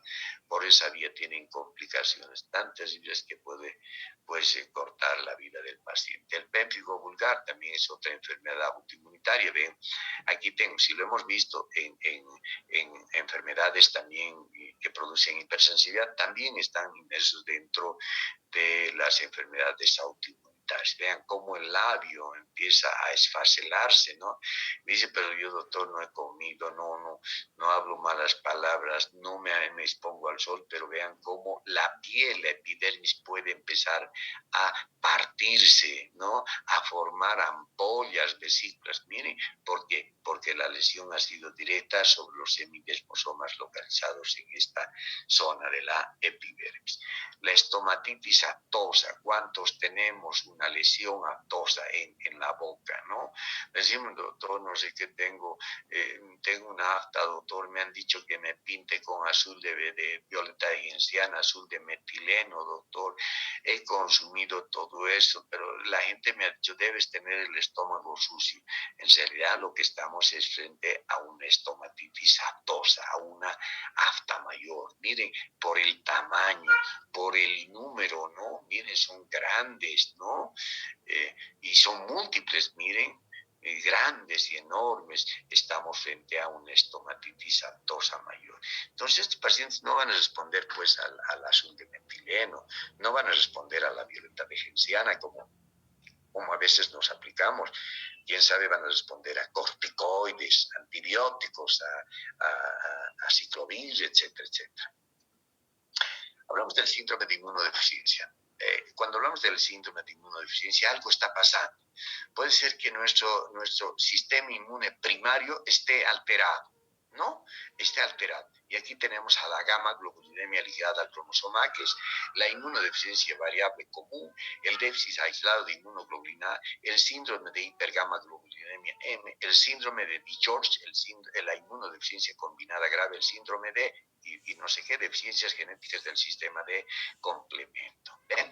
Todos estos de Wiskott-Aldrich, era acá, seguro, de Wiskott-Aldrich. Entonces, miren, en todos estos, pues hay algo que está pasando, algo que está sucediendo, ¿no? Y en las secundarias, pues, una desnutrición severa, ¿no? Pacientes desnutridos, pues, tienen una inmunodeficiencia. Las neoplasias terminales, todos los pacientes que tienen tumores terminales comen alguna cosita, o de pronto van a la calle y nos vuelven con, qué sé yo, con tos, con diarreas, con infecciones en la piel. ¿Qué ha pasado? Su sistema inmunológico está pues bajo, está deficiente. El VIH es por demás, ustedes lo han revisado seguramente en microbiología, en virología. ¿Qué hace el VIH, no? ¿Cómo nos puede producir inmunodeficiencia? Y por último, la amiloidosis. A gamma globulinemia, yo quisiera que más graben estas imágenes, porque así les va a servir para su carrera futura, ¿no? Cuando vayan a pasar inmunología, donde van a llevar de lleno y de profundidad, ojalá lo lleven, y van a llevar de lleno estos cuadros de enfermedad, ¿no? En la gamma globulinemia, miren, hay un déficit de la tirosinasa B, ¿no? ¿Y qué pasa con la tirosinasa B? Miren, bueno, hace que las células madre B maduren, ¿no? Y produzcan, ¿qué cosa? Produzcan anticuerpos, ¿no? Pero fundamentalmente estas células madre, pues, vayan y maduren, produzcan linfocitos B, ¿no? Que son las que van a diferenciarse también y van a producir anticuerpos o produzcan plasmocitos. O sea, que estas células, por falta de esta sustancia, las células madre, no pueden producir linfocitos, células B, ni plasmocitos. Y como no hay células B ni plasmocitos, pues han de ser pues células que no han de formar anticuerpos. Entonces, miren, el paciente puede complicarse, ¿no? Y a partir de los 6 meses ya se manifiesta por infecciones bacterianas, virales, respiratorias y parasitarias. La pregunta, doctor, ¿y por qué a los 6 meses, doctor? ¿Por qué no al momento del nacer pues tienen toda esta batería de infecciones y se complican, etcétera? ¿Por qué? Porque favorablemente nosotros recibimos de la madre que los linfocitos B y T, ¿no? Lo hemos recibido a través de la placenta y además que nuestro timo de alguna manera está formando linfocitos T. Todavía nuestros ganglios no están activos y si lo estuvieran, pues hay este problema. Tenemos células madre en nuestros ganglios linfáticos, pero estas células madres se ven incapacitadas por la falta de la tirosina B en producir células linfocitos B y plasmocitos, y con esto no hay anticuerpos. La inmunodeficiencia variable común. Aquí hay insensibilidad al estímulo del linfocito T. ¿Se acuerdan que al iniciar la clase les decía, el linfocito T es ese vagabundo que está circulando por nuestras capilares, nuestras células, nuestros tejidos en el pie, en la mano, en la nariz, en la lengua, en mi aparato digestivo, en mi aparato urinario? Estos son los vagabundos que de alguna manera pues van a reconocer algún antígeno, ¿no? Traen la información. ¿Saben qué? Se han topado con una bacteria de aquellas malditas, se han topado y pues la información se la llevan. ¿Dónde? Al linfocito B, ¿no? Al ganglio linfático y le van a contar, oye, te cuento ganglio, te cuento célula, que he visto una bacteria muy macanuda, se parece a un tiburón, nos va a destrozar el cuerpo. Entonces le va estimulando al linfocito B. Pero este linfocito es como que le vale, le resbala esa noticia, ¿no? No es sensible al estímulo del linfocito B, no responde al cuentito, no responde al estímulo de decir, he visto una bacteria en forma de tiburón. Y el linfocito B pues es anómalo porque no responde, es insensible a la información que le trae el linfocito T. Como es insensible, le vale un queque y también no forma anticuerpos, ¿no? Como la inmunoglobulina G, la A, la M, la D y la E. Miren, también, por eso se dice inmunodeficiencia variable común, ¿no? Niños, jóvenes o ambos sexos pueden presentar la mortalidad por infecciones bacterianas y la yardiasis también es recurrente en estos niños, ¿no? Déficit aislado de la inmunoglobulina A. ¿Hay cuántos niños que tienen infecciones, qué sé yo, del tracto urinario? O tienen infecciones, diarreas. Y viene el niño ya ha pasado 2 meses, dice, mamá, me duele mi barriguita. ¿Y qué pasa? Van al baño y otra vez la diarrea. Van ante el médico hace un copro parasitológico, un copro bacteriológico, le decía, hay un poquito de infección, le vamos a dar, la otra vez les hemos dado cotrimolsazol y ahora le vamos a dar un antibiótico mucho más potente, ¿ya? Un jarabito de cefixima, le daremos, o qué sé yo, amoxicilina más ácido clavulánico, y miren, y después de unos 6 meses otra vez el niño vuelve a tener diarrea, algo está pasando. Entonces, si la persona tiene, o bueno, usted vive en medios ya muy cochinos, o sea, que hace que su bebé pues no tenga la salubridad, la higiene, está comiendo mal, o usted le da, o el niño realmente está abandonado y está sirviéndose de la calle, basura, etcétera, etcétera, ¿no? Está comiendo comida contaminada, cuando en realidad el problema está relacionado con la inmunoglobulina A. Nuestra inmunoglobulina A es formada en los órganos linfoides, en los folículos, ¿no? En las placas de Beyer, en el intestino, en los órganos linfoides de la mucosa bronquial. Entonces hay una alteración y resulta que estos órganos linfoides son incapaces de formar la inmunoglobulina.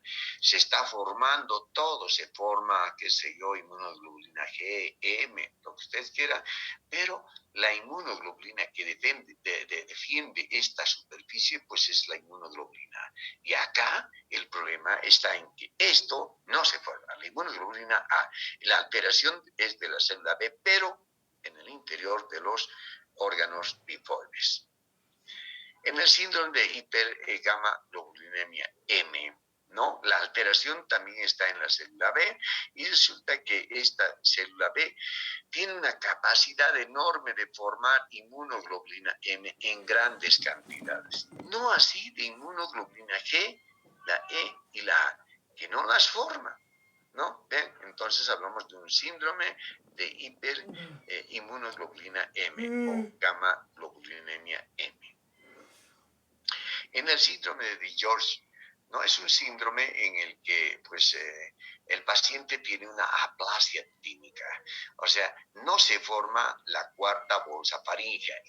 Embriológicamente la cuarta bolsa faríngea pues, es el que va a dar origen al timo y además a las células claras de la tiroides, además está relacionado con la paratiroides también. ¿Ven? Si no se forma esta cuarta bolsa, pues vamos a tener problemas y va a haber una aplasia tímica. A es sin, plasia sin crecimiento y desarrollo del timo, ¿no? El timo es fundamental entonces porque de alguna manera nos va a formar desde que nacemos los linfocitos T, ¿no? Y esos linfocitos T van a vivir en nuestra circulación sanguínea. No son como las células lábiles, ¿se acuerdan? Las células lábiles son aquellas que viven uniditas, ¿no? Son células que van a vivir hasta 20 años en nuestro torrente circulatorio, ¿no? Entonces, si este niño tiene este síndrome de George, pues desde niño ya empieza a presentar infecciones víricas que mejoran con la edad. ¿Qué quiere decir? Ya tiene 3, 4, 5, 6 meses, ya se hace encargo de formar linfocitos T, ya se hace encargo de formar linfocitos B. ¿Quiénes? Los ganglios linfáticos. Entonces, el timo medio que es relegado, ¿no? Pueden tener infecciones víricas, bacterianas, pero ya mejoran con la edad. ¿Por qué? Porque hay otro órgano que se está haciendo cargo de la formación de linfocitos. Inmunodeficiencia combinada grave, la suiza o la ligada del cromosoma X. Quiero contarle muchas anécdotas de mi vida de hospital que vi este caso, pero vamos a decir que acá, miren, hay un déficit de la enzima que se llama adenosín desaminasa, la ADA, ¿no? Entonces resulta que los linfocitos, etcétera, pues en su interior producen sustancias de desecho. Y estas sustancias de desecho pues tienen que ser eliminadas por esta enzima. Pero si no hay esta enzima, entonces ¿qué pasa? El linfocito estalla, ¿no? Se autointoxica porque no puede eliminar sus residuos tóxicos y consecuentemente no se forman anticuerpos. Miren, inmunodeficiencia combinada grave, vean, no se forma absolutamente nada, ¿no? Los linfocitos empiezan a desaparecer, así como les muestro esta imagen. El linfocito estalla, se destruye, ¿no? Se presenta en lactantes, niños con candidiasis. Y por último, el síndrome de Wiskott-Aldrich ligada al cromosoma X, ¿no? Aquí la anomalía está en la célula B, ¿no? Donde se forman grandes cantidades de inmunoglobulina A y E, pero no se forma inmunoglobulina G y M. Luego entonces, como tienen harta inmunoglobulina E, pueden desarrollar cuadros de hipersensibilidad del tipo 1, producir estos denominados eczemas con dermatitis. Miren, eczemas con dermatitis en el síndrome de Wiskott-Aldrich. Y por último, la amiloidosis. Miren la amiloidosis, ¿no? Generalmente se presentan enfermedades inflamatorias crónicas en la vejez. Y ahí se pregunta, alguien dice, doctor, ¿sabe qué? Tengo mi tía que tiene artritis reumatoidea, come alguito y se infecta, come estito, se infecta. ¿Qué pasa? Las enfermedades inflamatorias hacen que en los ganglios linfáticos, que en ese tejido que nos va a proveer de anticuerpos, que nos va a proveer de defensa, pues se deposite este material. Miren, este material parecido al almidón al almidón, a esa masa que antes se utilizaba para planchar los cuellos de camisa, para endurecer los cuellos de camisa, o que en la actualidad se utiliza para parar ciertos cuadros de diarreicos en los niños. Miren que se parece como a la harina, ¿no? Y miren, cuando ya se depositan, se pueden depositar en los riñones, en los glomérulos, se pueden depositar en los ganglios linfáticos, en el timo, en las glándulas, pero miren, este depósito enorme de este material denominado amiloide, por su parecido al almidón, se pueden presentar en enfermedades crónicas. Y en los viejitos, dice, ay, mi viejito es terrible, sale un poquito y ya vuelve resfriado. Claro, tiene inmunodeficiencia, pero producida por la amiloidosis. Las hemodiálisis, pacientes que reciben hemodiálisis también pueden desarrollar amiloidosis. ¿Y esto por qué? Por un plegamiento anormal de las proteínas. Esta amiloidosis no es nada más que un plegamiento anormal. Las proteínas que deberían de estar en racimos hoy empiezan a plegarse y producen este depósito de este material que va a producir un grado de inmunodeficiencia. Y aquí tenemos los tipos de amiloidosis. AL, ¿no? Cadena ligera del amiloide en células plasmáticas, AA asociado a amiloide en hígado, amiloide AB en el cerebro, que nos va a causar el Alzheimer. Ah, no, doctor, pero decían que el Alzheimer, que las células, que las neuronas no funcionaban. Sí, pero en ese tejido nervioso se está depositando este material amorfo, ¿no? Este material amiloide. Entonces hay una amiloidosis cerebral, depósitos de este material amiloide que van a causar esta enfermedad degenerativa que se llama enfermedad de Alzheimer. Tenemos a la ATTR, la transtiretina, la beta-2 microglobulina. En los casos de hemodiálisis, pacientes que están recibiendo por años hemodiálisis, pues se va depositando estas sustancias, y la proteína B amiloide, que son parte de este complejo de la amiloidosis. Y bueno, con esto quiero haber satisfecho